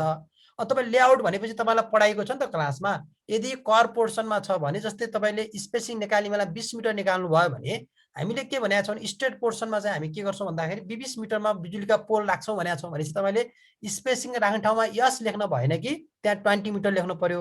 अनि तपाईलाई हामीले के पढाएका छौँ त कर्भ पोर्सनमा चाहिँ रोड लाइटिङहरु स्पेसिङ गर्ने बेलामा हामी जति स्ट्रेट पोर्सन छ त्यसको 1/4 देखि 1/5 सम्म गर्छौँ भन्छौँ। अब भनेपछि तपाईको क्याल्कुलेसन गर्दा 20 मिटर आयो भने 20 लाई तपाईको त्यो 4 ले भाग गर्दा 5 भयो नि त। भनेपछि तपाईले 5-5 मिटरको चाहिँ यस राखेर त्यहाँ चाहिँ तपाईले 5-5 मिटरमा पोल हुन्छ भनेर देखाउनु पर्ने हुन्छ। एउटा रोड लाइटिङ कुरा गरे मैले है। ट्रान्सपोर्टेसनमा प्रयास हो आउट अफ 80 आउट अफ 100 अहिलेसम्म चाहिँ तपाईँ ट्रान्सपोर्ट 2 मा तपाईले पुरानो क्वेसनहरु हेर्नुहोस् हैन। प्रयास 3टा न्युमेरिकल आउँछ हैन। 3टा न्युमेरिकल भनेको आफैमा अहिले वेटेज हेर्यो भने दैट इज तपाईको लगभग 30% बिलोकै हो। अब त्यो भएको हुनाले यदि एउटा न्युमेरिकल आयो भने त्यसले केही गभर्न गर्छ। रोड लाइटिङ कुरा गरे। अब अर्कोमा यतातिर त ट्राफिक स्ट्रेटेजीबाट कुरा गरे भने पहिला तपाईलाई स्पेस मिन टाइम स्पिड अथवा टाइम मिन स्पिड मात्रै सोध्थ्यो होला भने अहिले स्पेस मिन र टाइम मिन स्पिड निकाल, त्यसको रिलेसन के छ, कुन भ्यालु बढी हुन्छ किन, व्हाई भन्ने खालको क्वेसनहरु चाहिँ त्यसरी आउँछ। तपाईले क्याल्कुलेसन गरेको वेटेजलाई एउटा मार्क्स दिन्छ। त्यसपछि तपाईको चाहिँ पछि एनालाइज गर्नुपर्ने, तपाईको भ्यू दिनुपर्ने अरु क्वेसन हुन्छ। मैले space mean speed time mean स्पिडतिरको कुरा गरे है। त्यसैगरी तपाईको रोड लाइटिङतिर पहिला तपाईलाई चाहिँ फेज डायग्राम बनाऊ मात्रै भन्ने थियो भने अब चाहिँ तपाईले चाहिँ कुनै फेज डायग्राम बनाएर यु क्यान रिकमेन्डेड भन्न सक्छ हैन तपाई रिकमेन्डेड गर अथवा डिजाइनमा रिकमेन्ड गर भनेपछि तपाईले आफ्नो भ्यू दिनु पर्यो डाटा मात्र आएर भएन त्यसपछि तपाईले भ्यू दिनु पर्यो भ्यू दिँदाखेरि चाहिँ त्यहाँ रेड लाइट टाइम बढी भयो कि तपाईको ग्रीन टाइम बढी भयो कि एम्बर टाइम बढी भयो कि अनि तपाईले भन्न सक्नुहुन्छ यो डिरेक्सनबाट यति भेहिकल भएको हुनाले यसको लागि ग्रीन टाइम इन्सफिसिएन्ट भयो भने त्यसरी तपाईले चाहिँ क्रिटिकली तपाईले के हुन्छ खाली एन्सर लेख्ने मात्र होइन तपाईलाई हामीले क्लास पनि पहिला मैले भन्ने गर्थे तपाईले न्युमेरिकल गर्नुहुन्छ अनि मार्क्स कम किन आउँछ भन्दा तपाई हामी इन्जिनियरिङमा सोल्युसन गरेपछि 2-4 लाइन लेख्न हामी अल्छी गर्छौं त्यस्तो अल्छी नगरौं त्यही लेख्न चाहिँ यसले तपाईलाई सिकाउँछ यसले हामीले एउटा के कुरा सोच्नु पर्यो भन्दाखेरि हाम्रो चाहिँ फर्दर एजुकेसनको लागि अझ हाम्रो फर्दर डेभलपमेन्टको लागि हाम्रो चाहिँ आफ्नो चाहिँ क्रिटिकल थिंकिङहरु गर्नको लागि यसले हेल्प गर्छ त्यही भएर यसलाई चाहिँ गाह्रो मात्र नसम्झौं एउटा अपर्च्युनिटी हो र यसले हामीलाई चाहिँ केही कुराको ज्ञान दिन्छ भने बुझ्नु पर्यो यो कुरा मैले गरे ट्राफिक स्टडीको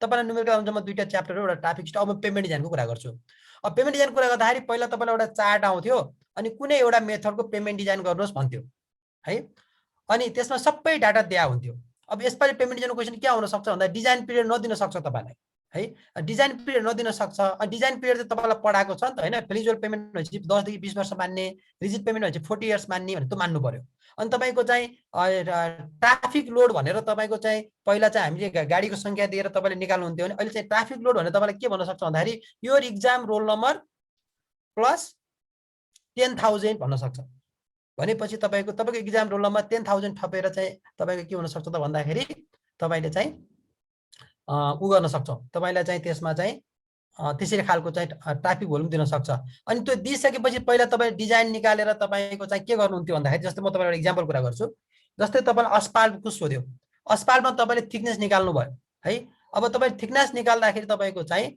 अब अस्पाल्टको वेयरिङ अब तपाईले पेमेन्ट पढ्ने अरूलाई त अब बोरिङ होला अब जो विद्यार्थी चाहिँ अलि विद्यार्थीलाई थाहा छ नि त सब ग्रेड हुन्छ सब बेस हुन्छ वेयरिङ कोर्स हुन्छ अब तपाईले डिजाइन गर्दाखेरि वेयरिङ कोर्स मा तपाईको 2.5 सेन्टि आयो त्यस्तो खालको तपाईलाई चाहिँ भने त्यस्तो लेख्न भएन तपाईलाई के भनिएको छ हामीले पढाउँदा के भनेका छौं मिनिमम थिकनेस शुड बी त 5 सेन्टिमिटर भनिया छ नि त पछि कम्तीमा 50 एमएम तपाईले वेयरिङ कोर्स राख्नै पर्यो अनि तपाईलाई सब बेस र बेस पढाउनेलाई मैले के भनेको छु भन्दाखेरि यदि डिजाइन गर्दाखेरि कहिले कता तपाईको चाहिँ के छ भन्दाखेरि 8 सेन्टि आयो 5 सेन्टि आयो भने पनि हामी मिनिमम थिकनेस के राख्छौं भन्दाखेरि 10 सेन्टि राख्छौं भनेको छौं है त्यसै 10 सेन्टि राख्नु पर्यो त्यसरी तपाईले चाहिँ पहिला चाहिँ जे आउँथ्यो त्यही राख्थ्यो तपाईलाई मैले क्लासमा एउटा आरसीसी को एक्जाम्पल दिन्थे जस्तै तपाईलाई चाहिँ क्याल्कुलेट गर अथवा डिजाइन गर भनेर एउटा कलमको रड सोध्यो भने एक्जाममा 7 सेन्टिमिटरको डायमिटर आयो भने तपाई 7 सेन्टि लेखेर आउनुहुन्छ त्यो गलत भयो मैले के भनेको थिएँ भन्दाखेरि कलमको लागि मिनिमम डायमिटर चाहिँ तपाईको रडको 12 एमएम हुनुपर्छ भनेपछि तपाईले 12 एमएम लेखेर आउनु पर्यो नि त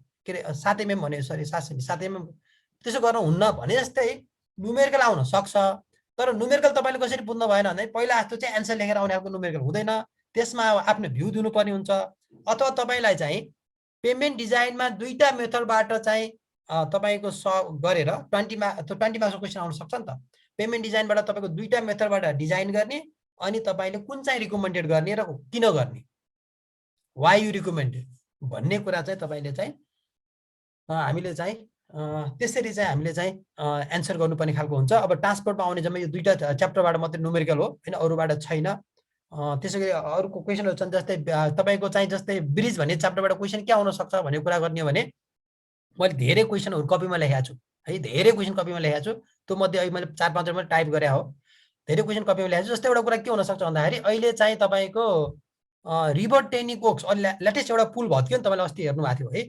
न्यूजहरुमा आइरहेको थियो त्यो पुल तपाईको रिभर टेनिक्स ओरको पोर तपाईको म्यानेजमेन्टले गर्दाखेरि त्यहाँ तपाईको चाहिँ पुल ड्यामेज भएको छ भन्दाखेरि पुल चाहिँ कोल्याप्स भयो भनेपछि तपाईलाई चाहिँ अब त्यस्तो खालको तपाईको चाहिँ अर्गनाइज गर्नु पर्यो अथवा प्लान गर्नु पर्यो कि what type of river training works तपाईले गर्नुभयो भने त्यस्ता खालका ब्रिजहरु चाहिँ कोल्याप्स हुँदैनन् भनेर त्यसरी क्वेशन आउँछ अब तपाईले क्लासमा के पढ्नुहुन्छ ideal characteristic of bridge location of choice of bridge अनि तपाईले रिभर टेनिक ओक्स तीनटै पढ्नुहुन्छ तर त्यो तीनटा कुरालाई पढाएर त्यसको जिस्ट कुराहरु चाहिँ राखेर तपाईले चाहिँ यसरी चाहिँ गर्नुपर्ने हुन्छ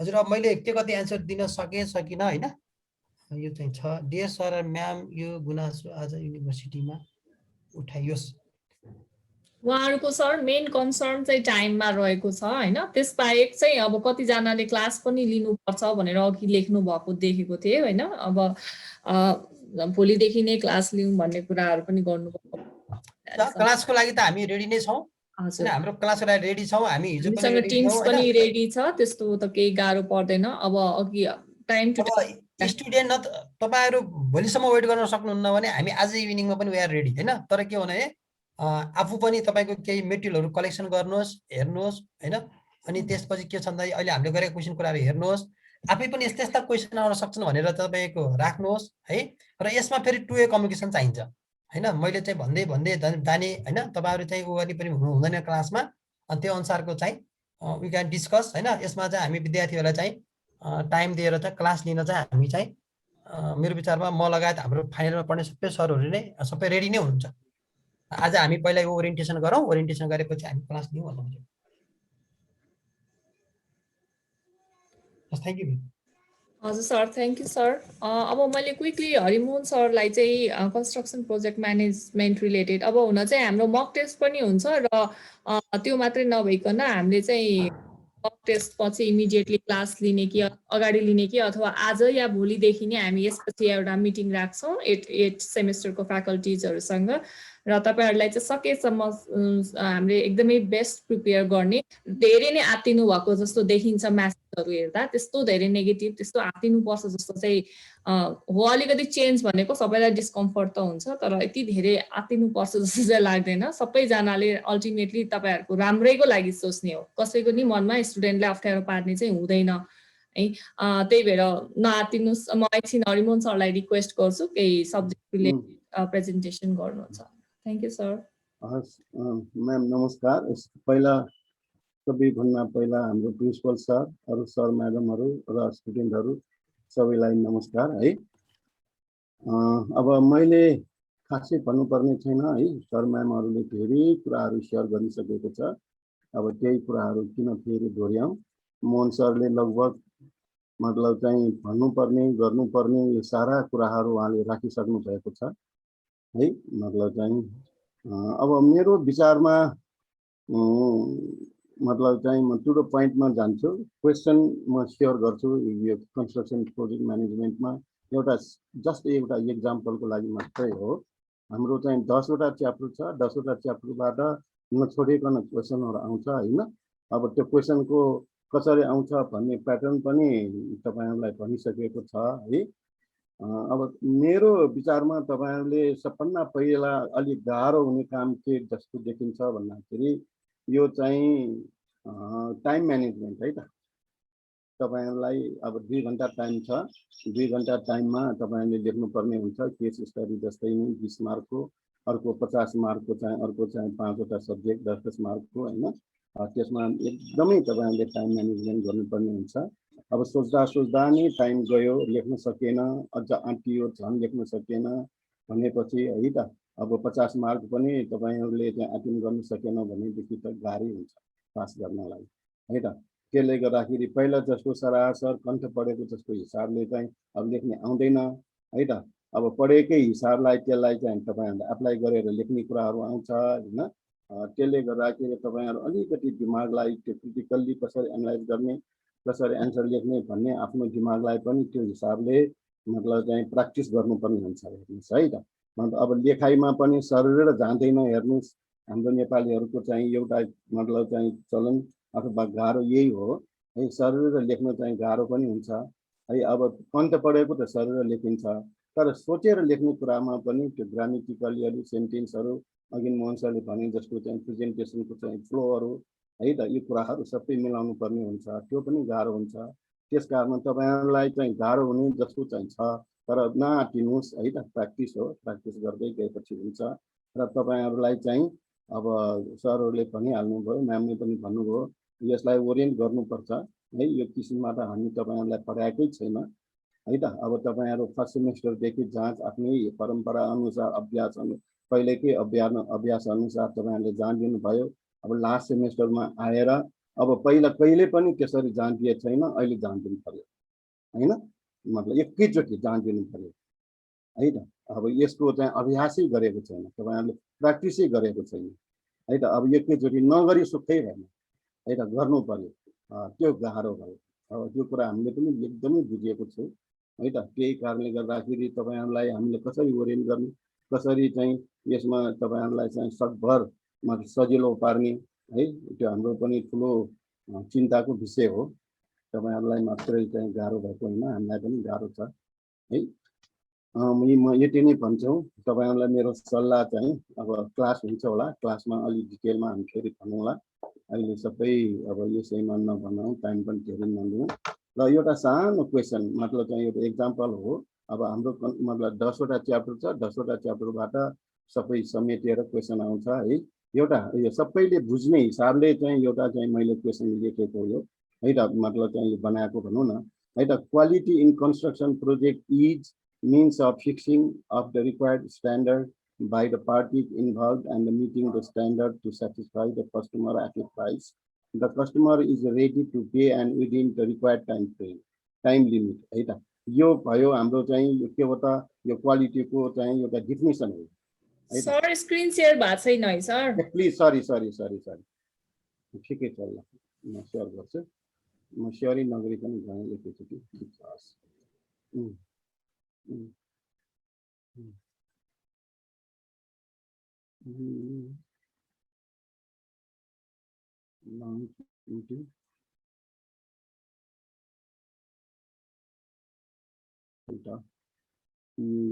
आइफोन एक मिनट में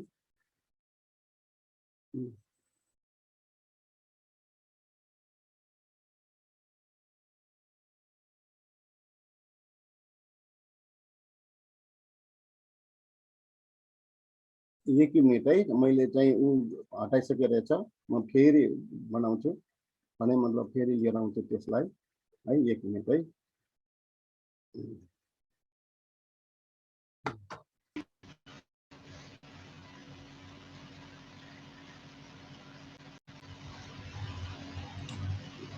सर त्यो रिटेक स्टुडेन्टहरुको पनि अलिकति एड्रेस गरिदिनु कि त्यहाँ रिटेकहरुले पनि सोचिरहेको छ कि हाम्रो पनि क्लास होस् भनेर उहाँहरु आए भइहाल्यो नि क्लासमा क्लास त थाहा भइहाल्छ हैन हैन त क्लास त रुटिन थाहा भइहाल्छ त्यो क्लासमा आउनु भए भइहाल्यो नि रिटेक वालाहरुले पठाउनु पर्यो एउटा फर्म बनाएको छ नेक वेबसाइटमा छ त्यो फर्म भर्नुस् त्यहाँबाट इमेल पठाउनुस् अनि त्यो अनुसार चाहिँ त्यो इन्भाइट हुन्छ सबैले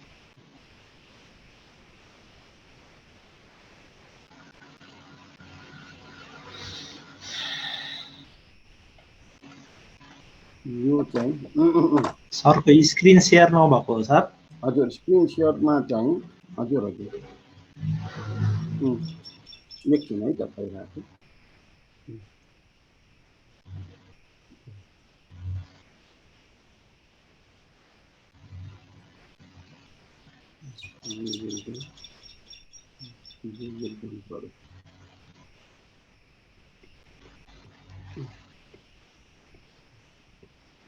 सर मैले अगाडि राखेको त्यसलाई के भन्छ हटाइदिएको छु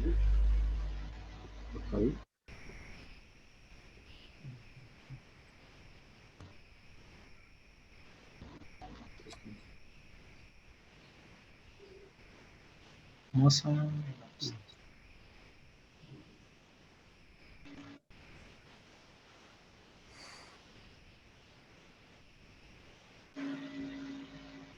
ल यसैलाई नै भन्नु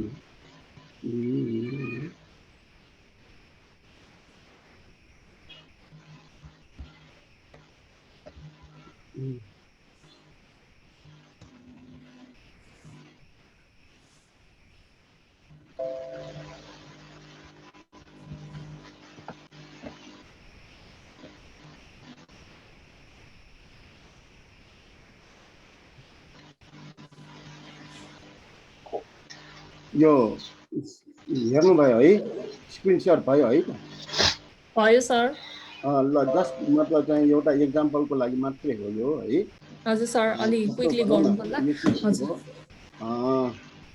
It is stated that construction project management is the application of knowledge, skills, tools, and techniques to project activities to meet the project requirements. है त यो चाहिँ हाम्रो कन्स्ट्रक्सन प्रोजेक्ट म्यानेजमेन्टको चाहिँ एउटा मतलब चाहिँ यो डेफिनेसन भयो हैन अब हामी के पढ्छौं त कन्स्ट्रक्सन प्रोजेक्ट म्यानेजमेन्ट सिपिएममा र के कुराहरूलाई हामी एप्लाई गर्छौँ त हामी आफ्नो चाहिँ प्रोजेक्टमा यो पढिसकेपछि है त केही बेसमा मतलब चाहिँ यदि तपाईँ चाहिँ एज ए प्रोजेक्ट म्यानेजर जस्तो 500 मेगावाट है त as a project manager of 500 megawatt होइन 5500 megawatt hydro power project define the process of project development कसरी हुन्छ how it is initiated and develop and close up कसरी क्लोजअप हुन्छ है त अब डिफ्रेन्ट टाइप्स अफ प्रोजेक्ट मतलब चाहिँ प्लानिङ टुल्सहरू तपाईँ टेक्निक्सहरू युज गरिन्छ हामी होइन त्यसको चाहिँ त्यो प्लानिङ टुल्सहरू के हो त त्यसमध्ये सबैभन्दा राम्रो प्लानिङ टुल किन हो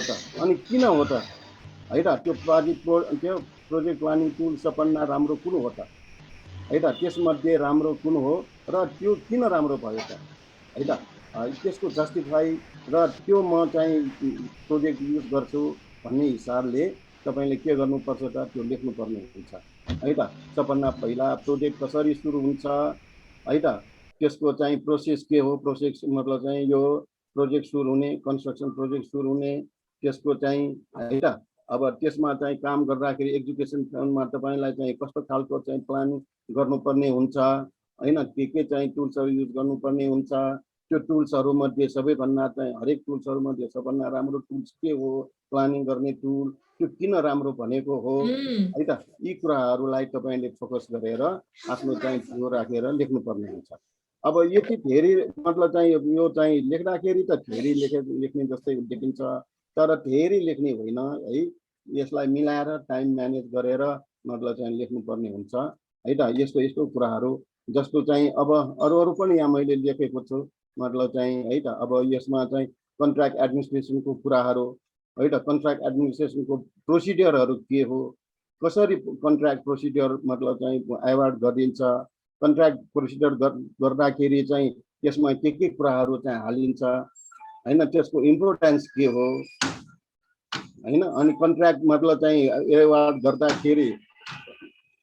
एवार्ड गर्दाखेरि चाहिँ मतलब चाहिँ किन चाहिँ टेन्डर रद्द गरिन्छ त्यसको कारणहरू के हो है त यस्ता कुराहरू तपाईलाई चाहिँ सोधेको हुन्छ यो चाहिँ अप्लाई गर्ने टाइपको हो है त अब यो यस्तो सबैको डिटेलको कुराहरू हामी चाहिँ तपाईलाई हामी के भन्छ क्लासमा भन्नुला हेर्नुस् अहिलेलाई है त यसको आन्सर अथवा चाहिँ कसरी जवाफ लेख्ने भन्ने कुराहरू है त हामी क्लास लिन्छौँ क्लासमा तपाईहरुलाई चाहिँ हामी अपडेट गराउँछौँ है अहिलेलाई त यति नै भने म्याम अब सर म्यामहरुले धेरै कुराहरू भनिसकेको छ अरु भन्नुपर्ने छैन है यो एउटा मतलब एक्जाम्पल मात्रै दिएको है त थ्यांक यू सर अब मैले हाम्रो एक्जामको सर रामलाई चाहिँ रिक्वेस्ट गरे कसरी हामीले इमेल एड्रेसहरु रिट्रिभ गर्दैछौं फर्महरुको बारेमा सरले अलिकति स्टुडेन्टहरुलाई त्यो चाहिँ रिक्वेस्ट आदरणीय प्रिन्सिपल सर अनि आदरणीय सम्पूर्ण सर म्यामहरु अनि सम्पूर्ण भाइ बहिनीहरुलाई नमस्कार लगभग यो अल्टरनेटिभ एक्जामको बारेमा सरहरुले म्यामहरुले लगभग धेरै जसो कुराहरु स्पष्ट रूपमा भाइ बहिनीहरु समक्ष राखिसक्नु भएकै छ त्यसलाई चाहिँ अलिकति पालना गर्नु होला र यो पीयूले निकालेको डाइरेक्टिभ्सलाई पनि अब सँगसँगै अलिकति स्टडी पनि गर्नु होला अनि अहिले त भन्नुपर्ने कुराहरु सबै प्राय सर म्यामहरुले भनिसक्नु भएको छ त्यसलाई फेरि मैले दोहोर्याएर भनिराख्नु जरुरी देखिन अनि यो रेगुलर स्टुडेन्टको हकमा त हामीलाई खासै अलि कम्युनिकेसनको लागि इमेल कन्ट्याक्टको लागि खासै समस्या देखिएन अनि यो पास आउट स्टुडेन्टहरुको जुन चाहिँ अहिले कलेजमा रेगुलर रूपमा हुनुहुन्न उनीहरुको हकमा चाहिँ department of computer science and engineering का एचओडी सर सुन्दर कुमारको सहयोगमा कलेजको वेबसाइटमा जुन यो इमेल रेजिस्ट्रेसन फर्म भनेर डेभलप भएर लिंक राखिएको छ त्यसमा चाहिँ एकचोटि मिल्यो भने चाहिँ रेगुलर अथवा रेगुलर भाइ बहिनीहरुले पनि रेगुलर गरिराख्नु भएको भाइ बहिनीहरुले पनि आफूले रेगुलरली चलाइराख्नु भएको एक्टिभ इमेल एड्रेस अनि रेगुलरली चलाइराख्नु भएको मोबाइल नम्बर र अनि सिनियर जो चाहिँ पास आउट भएर कलेज छोडेर जानु भइसक्यो हुनुहुन्छ उहाँहरुलाई पनि अब त्यसमा चाहिँ आफूले चलाइराखेको एक्टिभ इमेल अनि एक्टिभ फोन नम्बर, आफ्नो कलेज रोल नम्बर, अनि आफूले दिन चाहेको दिने रेजिस्ट्रेसन गरेको सब्जेक्ट इन्ट्री गरिदिनु डाउनलोड गरेर छु र सँगसँगै चाहिँ रेगुलर भाइ बहिनीहरूलाई चाहिँ आफूले अब आफ्नो सम्पर्कमा रहेका सिनियर दाजुहरू अथवा सिनियर साथीहरूलाई चाहिँ योसँग रिलेटेड कुराहरू चाहिँ अलिकति फ्लो गरिदिनु भयो भने चाहिँ हामीले एलोकेट गरेको टाइम जस्तै यो 24 घण्टाभित्र नै यो डाटा कलेक्सन भयो भने हामीले निकट भविष्यमा चाँडै नै उनीहरूलाई पनि यसरी ओरिएन्टेसन प्रोग्राम चाहिँ हामीले सञ्चालन गर्न सक्छौँ। यसको लागि चाहिँ अब अलिकति सहयोग गरिदिनु होला, यति नै भन्छु म, अरू खासै छैन। Thank you sir. अब आजको मेन अब्जेक्टिभहरू चाहिँ हामीले इमिडिएटली जुन डाइरेक्टिभ्सको इन्फर्मेसन पायौँ होइन, फर्स्ट विदाउट डिले हामीले चाहिँ यहाँसम्म पुर्याउनु पर्ने थियो, त्यो चाहिँ गरेको हो। अब यसलाई फेसिलिटेट गर्नको लागि हजुरहरूलाई क्लासको डिमान्ड गर्नुभयो होइन, अनि अरू कन्सर्न्सहरू राख्नुभयो, त्यसको लागि चाहिँ हामी बसेर अब तुरुन्तै हामीले एउटा रुटिन सेट गर्छौँ, क्लास पनि गर्छौँ। क्लासमा फेरि अझ सब्जेक्ट रिलेटेड कुराहरू, यसको एन्सर कसरी लेख्ने भन्ने खालको कुराहरू चाहिँ अझ क्लासमा टिचरहरूसँग क्लियरली गर्न पाइयो। यो कमन मिटिङ रुम जस्तो भयो अहिले होइन। अब भोलिदेखि नै हामीले सेड्युल निकालेर तपाईँहरूलाई पठाइदिन्छौँ होइन। अनि फेरि सन्डे चाहिँ हाम्रो भाइभा पनि परेको छ, मन्डेदेखि मक टेस्ट छ, मक टेस्ट पनि गरौँला, प्यारलली क्लास पनि गरौँला। तपाईँहरूलाई चाहिने सपोर्ट चाहिँ हाम्रो कलेजले टिचरहरू सबैजना विलिङ हुनुहुन्छ, सबैजनाले सपोर्ट गर्नुहुन्छ। आज अरू कुनै स्पेसिफिक कुरा सर म्यामहरू कसैले राख्नु छ भनेदेखि चाहिँ राख्नु होला। स्टुडेन्टहरूको धेरै जस्तो कुराहरू चाहिँ हामीले पढ्यौँ पनि होइन, जुन चाहिँ मेजर तपाईँहरूको कन्सर्न छ टाइम म्यानेजमेन्टको होइन। त्यो टाइम म्यानेजमेन्टको क्वेसन भनेर तपाईँहरूले एउटै एन्सर 10 पेज लेख्ने भन्ने त पक्कै पनि होइन होला। मक टेस्ट कस्तो नि भन्दाखेरि मक टेस्ट भनेको ठ्याक्कै तपाईँहरूलाई फाइनलमा आउने खालको क्वेसन प्रिपेयर गरेर जुन इक्जाममा तपाईँको एउटा प्रोटोटाइप जस्तो कि इक्जाममा के तपाईँहरूले फलो गर्नुपर्छ होइन, प्रोटोकल्सहरू के फलो गर्नुपर्छ त्यो सबै फलो गरेर चाहिँ त्यो अनुसार चाहिँ हामीले मक टेस्ट लिने हो यो मन्डेदेखि है। अनि मोडल क्वेसन पियुले पनि प्रोभाइड गर्छ, कलेजले पनि प्रोभाइड गर्छ भनेर सरले लेख्नु भएको छ, प्रिन्सिपल सरले। अब वान्स अगेन एउटा हम्बल रिक्वेस्ट चाहिँ के छ भने अब यो पुरै नेकलाई आइपरेको छ होइन, नेक जस्तै अरू कलेजलाई पनि आइपरेको छ। अब तपाईँहरू भने पनि हामी चाहिँ एज अ कलेजै हामीले फेस गर्नुपर्ने कुरा हो। यो लास्टमा सर्टिफिकेट तपाईँहरूकै हुन्छ, तर यो टास्क त कलेजकै टास्क पनि हो स्टुडेन्टहरूलाई प्रिपेयर गरेर इक्जाम दिने भनेर। सो धेरै चाहिँ नआतिनु होला, तपाईँहरू धेरै नै आतिनु भएको छ। अब एउटा क्वेरी चाहिँ भाइभा इङ्ग्लिसमा हुन्छ कि नेपालीमा हुन्छ कि यस्तो खालको पनि थियो। भाइभाको बारेमा फेरि तपाईँहरूसँग अब हामी एकदमै क्लोजली तपाईँहरूसँग कन्ट्याक्टमा रहन्छौँ नि, अनि त्यो अनुसार अझ नयाँ इन्फर्मेसनहरू अपडेट गराउँछौँ। अब सबै सिनियरले तपाईँहरूलाई थाहा छैन सिचुएसन कस्तोमा हामी चाहिँ पास गरिराखेको छौँ। अहिले केयरलेसले फिजिकल इक्जाम लिने खालको सिनियर नभएर नै हो लिएको।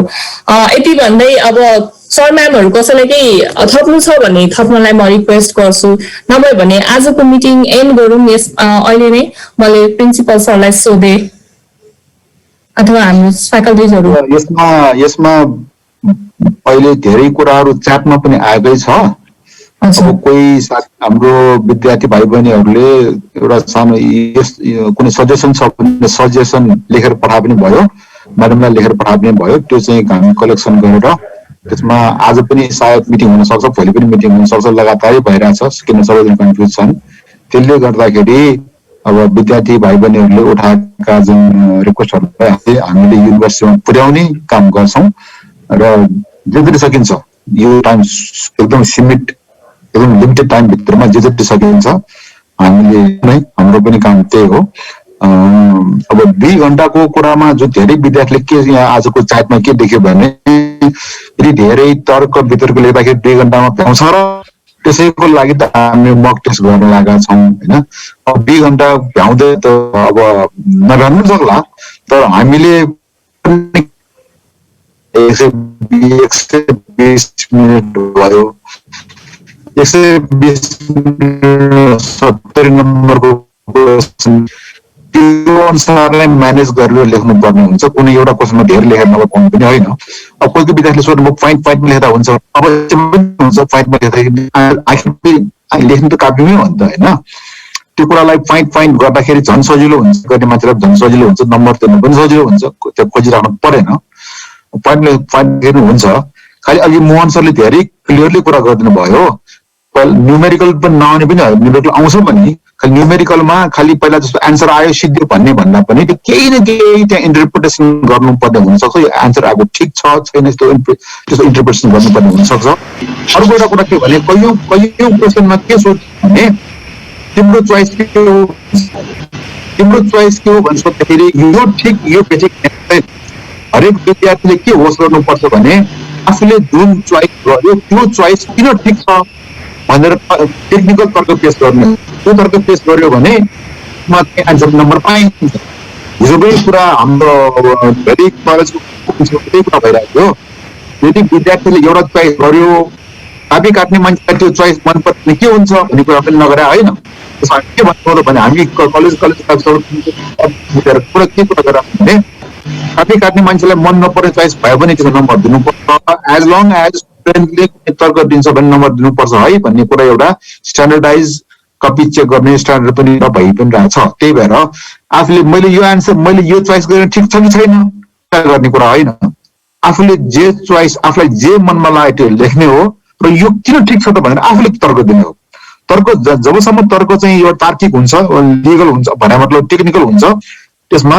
विद्यार्थी नम्बर पाउँछन् अब यो सोच्नु पर्यो मैले कुन लेखौँ भन्ने कुरा त्यो whatever you think is the best choice you just select that choice and defend your choice by technical reason यति नै हो अब अघि मैले भने नि त सबै कुरा क्लियर नै त भइसकेको छैन तर हामी सकेसम्म अब आज पछि क्लियर गर्न तयार गर्छौँ अब यो mock test should be conducted in case of retake student as well हो त हामीले गर्ने नै भनिरहेछौँ मक टेस्ट लिने नै भनिरहेछौँ मक टेस्ट लिनुको लागि विद्यार्थी भाइ बहिनीहरूले वेबसाइटमा एउटा फर्म पनि राखिदिएको छ त्यो फर्म भर्नुहोस् पठाइदिनुहोस् त्यो फर्ममा भएको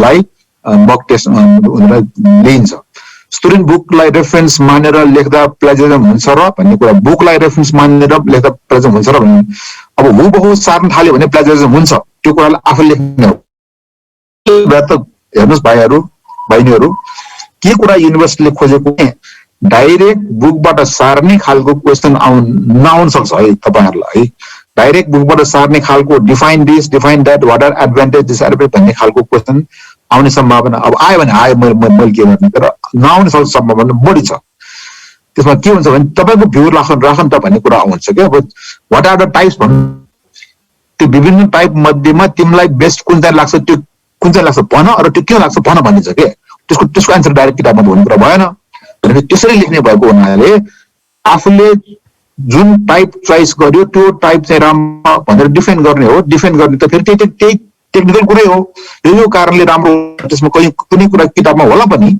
कुनै किताबमा भएको कुनै एउटा शब्द पनि सार्नु हुँदैन भनेर होइन तर आफूले चाहिँ के कसरी तयार गर्नु पर्यो भन्दाखेरि कस्तो खालको क्वेसनको एन्सर किताबमा कहाँनिर छ भने पहिला तयार चाहिँ हुनुपर्छ किनभने भनेकै छ ओपन बुक भनेर ओपन किताब हेर्न नपाउनु भने होइन तर किताबको हुबहु ठ्याक्कै सारेर मात्र नम्बर चाहिँ नआउन चाहिँ सक्छ त्यो चाहिँ हो link should be share to official email address provided by university at the time of exam मैले यो चाहिँ बुझिन link should be share to official email address provided ठिक छ अब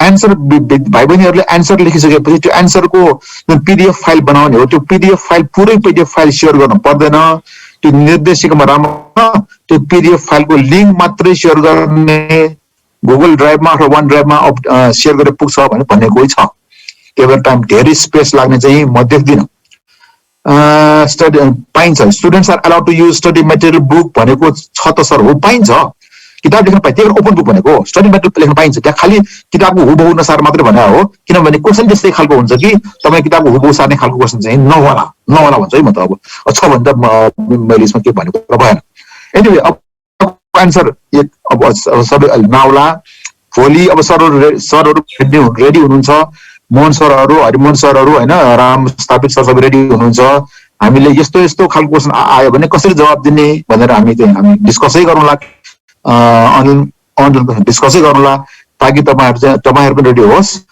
तपाईँहरूले गर्ने एउटा मैले भने अर्को भन्दा पनि टाइम चाहिँ म्यानेज गर्नु पर्यो अब एउटै क्वेसनमा धेरै लेखेर नम्बर आउनु चाहिँ होइन त्यही भएर एन्सर सिट चाहिँ कुन इमेलमा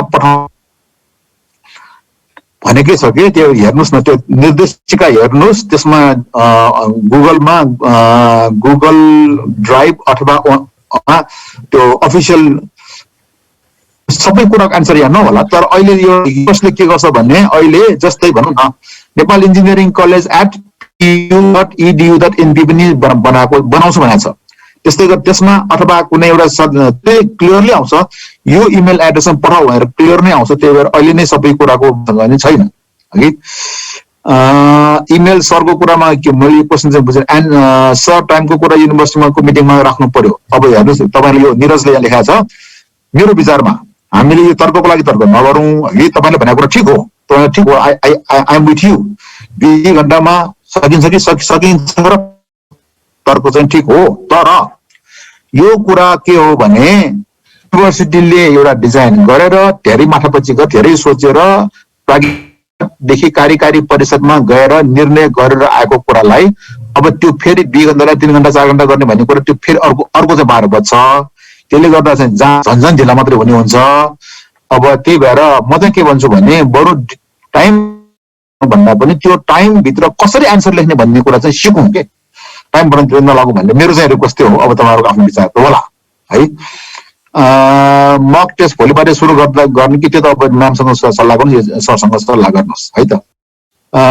क्वेसन चाहिँ सिर्कीको गर्दै त्यो एन्सरले थाहा भने अर्को भाइको कुरामा के भने युनिभर्सिटीले के भनेको छ भने अहिले चाहिँ यो कति 10-12 दिनमा त्यो रिटन टेस्ट सकाउने, त्यसको लगत्तै हरेक कलेजले आफ्नो विद्यार्थी संख्या हेरेर कुन कुन ग्रुपलाई कहिले भाइभा लिने भनेर चाहिँ एउटा सेड्युल बनाएर युनिभर्सिटी अनि युनिभर्सिटीले त्यो अनुसार चाहिँ उनीहरूले अब अब्जर्भर खटाइदिन्छ। अनि अब्जर्भर पनि बस्छन्, कलेजको प्रतिनिधि पनि बस्छन्, एउटा सब्जेक्ट बस्छन्। त्यसरी चाहिँ त्यो भाइभा लिने हो, त्यो सेड्युल बनाएर दिन्छ नै। खालि के भनेको छ भने धेरै ढिला गर्ने होइन, किनभने धेरै ढिला गर्ने रिजल्ट ढिला हुन्छ भनेको छ। त्यही भएर रिटन जाँच सकेको 2 हप्ता भित्रमा पर्ने गरिकन हामीले सेड्युल पठाउनु पर्छ युनिभर्सिटीलाई। त्यसपछि युनिभर्सिटीले त्यो अनुसार चाहिँ मान्छे पठाएर भाइभा पनि लिन्छन्। र भाइभामा कुरा के आयो भने भाइभामा मैले बुझेसम्म है त भाइभाको मूल उद्देश्य के हो भने अघि मैले भन्ने पनि सकेँ, हाम्रो देशमा धेरै शङ्का गर्नुपर्ने वातावरणको देशमा के हुन्छ त भने उसले जुन एन्सर लेख्यो त्यो उसले बुझेर लेखेको हो कि कसैले सिकाएर लेखेको हो कि त्यतिकै सारेको हो कि भन्ने त्यो डिफाइन त्यो खोज्ने मात्रै हो। त्यसमा फेरि धेरै गरी फर्मुला सोध्ने आदि इत्यादि कुरा हुँदैन। त्यही भएर पनि टाइम पनि एकदम छोटो जम्मा 10 मिनट राखेको छ। के भन्ला भने यो तिमीले किन लेखेको भन्ला, अथवा यो चोइस तिमीले किन गरेको भन्ला, त्यसो भन्ला। त्यसमा मैले यो कारणले लेखेको भनेर भइहाल्यो। त्यही भएर त्यसमा अब फेरि त्यसमा धेरै तपाईँलाई फर्मुला सोध्ने यस्तो कुरा चाहिँ हुने कुरा पनि होइन। खालि विद्यार्थीले आफैले आफ्नो तर्क युज गरेको हो कि होइन, आफूले बुझेर गरेर लेखा हो कि होइन भन्ने त्यो मात्रै बुझ्न खोजेको जस्तो मलाई लाग्छ। त्यो भाइभा चाहिँ 10 मिनट मात्रै हुन्छ हो, 10 मात्रै हुन्छ। अनि यो A4 साइजको किन्नु पर्ने भन्ने कुरा छ। हामीसँग भएको A4 साइज पेपर युज गर्न मिल्छ कि मिल्छ। के भनेको छ भने व्हाइट पेपरमा लेखे पनि हुन्छ, रुल पेपर हुन्छ नि धर्को भएको रुलमा लेखे पनि हुन्छ। खालि A4 साइजको पेपर भयो भने भयो, अरू यो त्यो भन्ने केही पनि भएन है। नर्मल कपी चाहिँ युज नगर्नु भएको भन्दा मतलब A4 साइजको हो भने जुन भयो नि भयो है। कागज चाहिँ A4 साइजको हुनु पर्यो, स्ट्यान्डर्डाइज गर्नु पर्यो। तर त्यो भन्दा बाहेक चाहिँ यही कागज त्यही कागज भन्ने भएन। अर्को कुरा यहाँ लेखेको छ एभरेज त्यो ठिकै हो। A4 साइज तपाईँको एन्सर सिट चाहिँ A4 साइजमा लेखेर पठाउनु भनेको छ।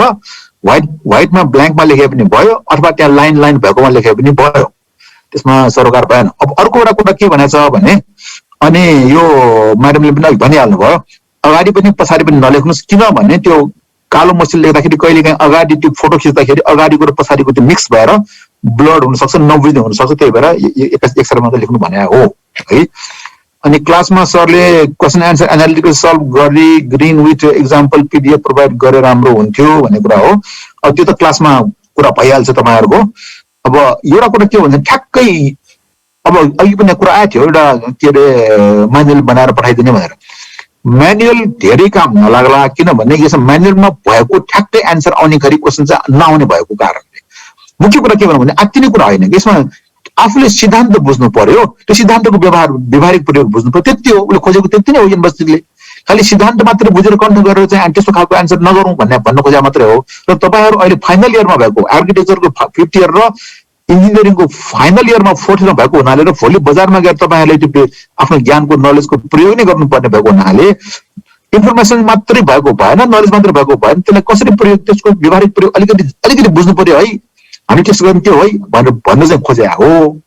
त्यसमा अब आत्तिने कुरा चाहिँ भएन। यो तपाईँहरूलाई मात्रै अलग क्वेसन आउने पनि होइन, सबै कलेजलाई त्यही क्वेसन जाने हो। त्यसो हुनाले अब नेक्लाको विद्यार्थीले मात्रै गाह्रो भन्ने कुरा पनि भएन। हामीले तयारी के गर्नु पर्यो भने कस्तो खालको क्वेसन एन्सर ट्याकल कसरी गर्ने त्यो कुरा चाहिँ सरहरू म्यामहरूबाट सिक्नुहोस्। अझै 2-3 दिन छ क्यारे, त्यसै तयारी गर्नुहोस्। मैले अब चाहिँ अब केही स्पेसिफिक रिक्वेस्टहरू छ, व्यावहारिक रिक्वेस्टहरू छ भने पठाउनुहोस्, हामी युनिभर्सिटीमा डिल चाहिँ गर्छौँ। यति नै हो मैले भन्दा। Thank you very much. Thank you sir. यहाँ चाहिँ एक्जाम कार्डको बारेमा पनि सोध्नु भएको छ, हामीले त्यो एक्जामको कार्ड के गर्ने भनेर। राम्ररी सर, हामीले के गर्ने प्लानमा छौँ सर एक्जाम कार्डको बारेमा? अब अहिलेसम्म त युनिभर्सिटीले त सर राम्रो एउटा विद्यार्थीले क्वेसन लेखिहाल्यो, एक्जाममा यो के अरे क्यामेरा अन गर्नुपर्ने हो भनेर भनेको छ विद्यार्थीले सोध्नु भएको छ सरोज केसीले। युनिभर्सिटीको गाइडलाइनमा एक्जाम क्यामेरा अन गर्नुपर्ने, भिडियो अडियो अन गर्नुपर्ने भनेर चाहिँ लेखेको छ। यो कतिको व्यवहारिक छ छैन भन्ने कुरा हामीले अब पुरै 2 घण्टामा 2 घण्टै पुरै अन गर्नुपर्ने हो कि होइन, अथवा बिचमा एकछिन बत्ती गयो अथवा एकछिन वाइफाई गर्ने के गर्ने भन्ने कुरा त हामी कुरा चाहिँ गरिरहेका छौँ। त्यसको क्लियर जवाब चाहिँ आएको छैन। अब त्यसको बिचमा हामी कुरा चाहिँ त्यसमा we are still dealing with university on what are the practical things to do regarding अब 2 घण्टा पुराको पुरै क्यामेरा अन गर्न मिल्छ कि सकिन्छ कि सकिँदैन, बिचमा अब सिग्नल विक भयो भने के गर्ने भन्ने कुरा चाहिँ अब हामी सबैले भोगेकै कुरा हौँ। यसमा अब पटक 2 घण्टामा 2 घण्टै अफ पनि गर्न नमिल्ला, बिचमा अन पनि गर्नुपर्ने होला। त्यसको बारेमा अब युनिभर्सिटीसँग डाइरेक्ट कुरा गरेरै यहाँ क्वेसन के आयो भने ओपन बुक भनेपछि भिडियो अन गर्नुको मिनिङ छैन भनेर भन्यो होइन। के भन्न खोजेको भने अघि मैले भने नि यो हाम्रो शङ्का गर्नुपर्ने देश भने के त भने भिडियो अन गर्नु, मैले बुझेसम्म है त, मैले बुझेसम्म भिडियो अन गर्नु भने के त भने ठिक छ ओपन बुकमा तपाईँहरूले कापी हेर्न पायो, क्वेसन हेर्न पायो, नोट हेर्न पायो, गुगल पनि हेर्न पायो, नपाउने भने होइन।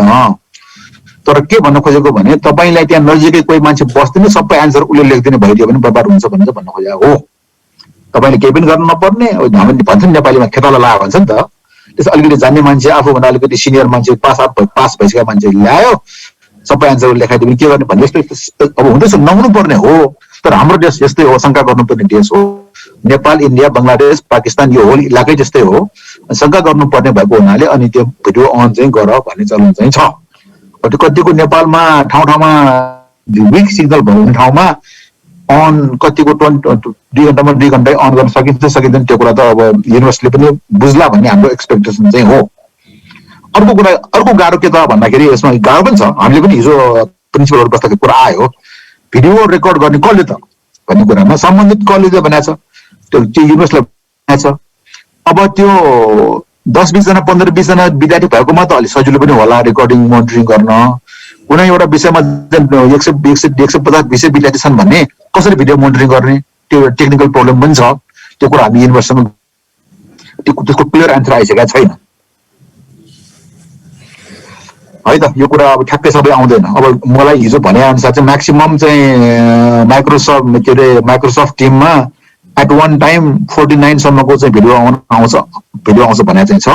150 जना डिसेसन भन्ने कुनै बेलामा रेगुलर भनौँ न एप्रोक्सिमेटली, र रिटेक अर्को 50 जना 100 जना भइदियो भने 210 भयो भने कसरी त्यो सम्भव चाहिँ देख्दिनँ। तर त्यो कुरामा हामीले यो चाहिँ गरिरहेका छौँ। हाम्रो मेल गयो कि नै कसरी थाहा पाउने कन्फर्म हुन पर्यो नि, के को मेल हो थाहा भएन मलाई, के मेल थाहा चाहिँ भएन। हाम्रो मेल गयो कि नै कसरी थाहा पाउने कन्फर्म हुनु पर्यो। हामी आफैले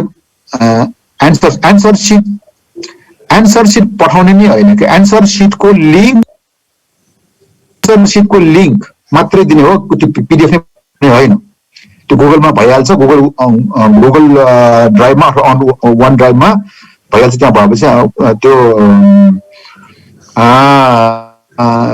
भइसकेपछि अब त्यो युनिभर्सिटीले पनि डाइरेक्ट एक्सेस हुन्छ, कलेजबाट पनि डाइरेक्ट एक्सेस हुन्छ। त्यो त्यहाँ लिङ्क कन्फर्म हुनु पर्यो भन्ने कुरामा लिङ्क त त्यो टेक्निकल मान्छेहरू त्यो लिङ्क त कसैले पनि हेर्न सकिहाल्छ नि, लिङ्क छ कि छैन हेर्न सकिहाल्छ नि। ल अब आन्सर क्वेसन जिज्ञासाहरू भइरहेको छन्, अब थप जिज्ञासा छ भने रिटन पठाउनु होला, सकेसम्मको हामी एड्रेस गर्छौँ। धन्यवाद। Thank you sir. अब त्यो सरले भने जस्तै हाम्रो आन्सर सिटको चाहिँ हामीले सिंगल पेजमा सिंगल फाइलमा कन्भर्ट गरेपछि ड्राइभमा अपलोड गरेर त्यो ड्राइभ चाहिँ हामीलाई जुन इमेल दिइन्छ त्यसमा हामीले पठाउने हो। अझै पनि क्ल्यारिफाई हुनको लागि हामीले मक टेस्टमा पनि त्यही प्र्याक्टिसले जान्छौँ। अब मक टेस्टमा पिडिएफ पठाउने नै गर्ने हो होइन। अब यहाँ चाहिँ कुरा गर्ने कि भनेर पनि आज मक टेस्ट, अब भोलि नै चाहिँ मक टेस्ट भन्दा नि मक टेस्ट साथमै गरौँ, किनभने सन्डे पनि तपाईँहरूको चाहिँ प्रेजेन्टेसन छ। भोलिदेखि चाहिँ हामी क्लासको रुटिन राख्छौँ, आज चाहिँ मिटिङ गरेर त्यो गर्छौँ होइन। त्यसमा चाहिँ तपाईँहरूको अझै स्पेसिफिक कुराहरू क्ल्यारिफाई गर्न सकिन्छ फ्याकल्टिजहरूसँग बसेर। अब आज चाहिँ ओभर 2 आवर्स भइसक्यो मिटिङ। मैले चाहिँ अब अरू केही छैन फर्दर कसैलाई भनेदेखि चाहिँ मैले आजको मिटिङलाई अहिले भोलिबाट लेख्नु भएको छ केपीजीले, त्यो हुनुहुन्छ नि। हजुर रामरी सरले के भन्दै हुनुहुन्छ सर, प्लिज भन्नुहोस्। त्यो अघि विद्यार्थीहरूले त्यो प्रवेश पत्रको कुरा गरिरहनु भएको हो बिचमा इन्टरप्ट गर्नु। त्यो प्रवेश पत्रको चाहिँ यस्तो छ म्याम, अब अहिले नै प्रवेश पत्र चाहिने अवस्था त छैन, तर जो विद्यार्थीहरूलाई फाइनल इक्जामको बेलामा थाहा छैन होइन, अब उहाँहरूको लागि चाहिँ जस्तै अब हामीसँग अहिले भएको डुप्लिकेट जुन चाहिँ पीमा हामीले फरवर्ड गरेका छौँ नि, अब त्यसलाई चाहिँ डिपार्टमेन्ट वाइज हामीले पछि डिपार्टमेन्ट वाइज फरवर्ड गरिहाल्छौँ सबैमा 2 दिनभित्र। अनि प्रवेश पत्रहरू चाहिएको खण्डमा पनि अब हामीले लगभग नेटमै हाम्रो कलेजमै उपस्थित भएर फर्म भर्नेहरूको त सम्पूर्ण सबै विद्यार्थीहरूको स्क्यान गरेर राखेकै छन्। टिभीले अब माग्न सक्यो, माग्यो भने चाहिँ हामीले उपलब्ध गराउँला, इन्डिभिजुअल सबैको इमेल लिएकै छौँ होइन। अब सायद त्यस्तो नगर्ला, तैपनि अब हामीसँग नभएको भनेको चाहिँ जो विद्यार्थीले चाहिँ अब यहाँ नेकबाट चिठी मात्रै लिएर गएर अनि पियुमा फर्म भरेको छ उनीहरूको चाहिँ अलिक समस्या हो। अब त्यो पनि हामीले नोटिसमै राखेर त्यो प्रवेश पत्रको कपी फोटोकपी अथवा स्क्यान कपी चाहिँ हामीले अपलोड गर्नु भनेर भनेका छौँ। 2-4जनाले गरेको पनि छ। त्यही कुराहरूलाई चाहिँ अब डिपार्टमेन्ट वाइज हामी फलोअप गर्छौँ यसमा। हस्, थ्याङ्क यू सर। सरको क्लारिफिकेसनको लागि यहाँले थाहा पाइहाल्नु भयो। हामीले चाहिँ तपाईँहरूलाई अब डिपार्टमेन्ट थ्रु नै यो कुरा चाहिँ इन्फर्म गराउँछौँ र वेबसाइटमा पनि ट्रिप्लिकेट्स हुन्छ। अहिले चाहिँ तपाईँहरूले आफ्नो रोल नम्बर बिर्सेको खण्डमा मात्र त्यसरी कुरा गर्नुपर्ने भयो होइन। अब आज चाहिँ मैले अब अरू कुनै क्वेरी छैन भनेदेखि मिटिङ एन्ड गर्नु जस्तो लाग्यो है। मिटिङ एन्ड गर्दा हुन्छ सर म्यामहरू कसैलाई केही भन्नु छ भनेदेखि जोइन गर्नुहोस्, नत्र भने मिटिङ एन्ड गर्नुहोस्। तपाईँहरूले चाहिँ रेगुलरली अब टिम्स र मेसेन्जर चाहिँ हेरिराख्नुहोस् होइन। हाम्रो चाहिँ यस्तो टाइम छ, हाम्रो कम्युनिकेसन गर्ने एउटै मिन्स भनेको इमेल थ्रु नै हो। इमेल अथवा यो वेबसाइट कलेजको मेसेन्जर अल्टरनेटिभली हेरिहाल्नु होला। हुन्छ, भोलिदेखि नै क्लास हुन्छ। हस्, जय नेपाल पनि भन्नुभएको छ। जय नेपाल इन्जिनियरिङ कलेज र तपाईँहरू सबैको जय। मैले मिटिङ एन्ड गरेँ है।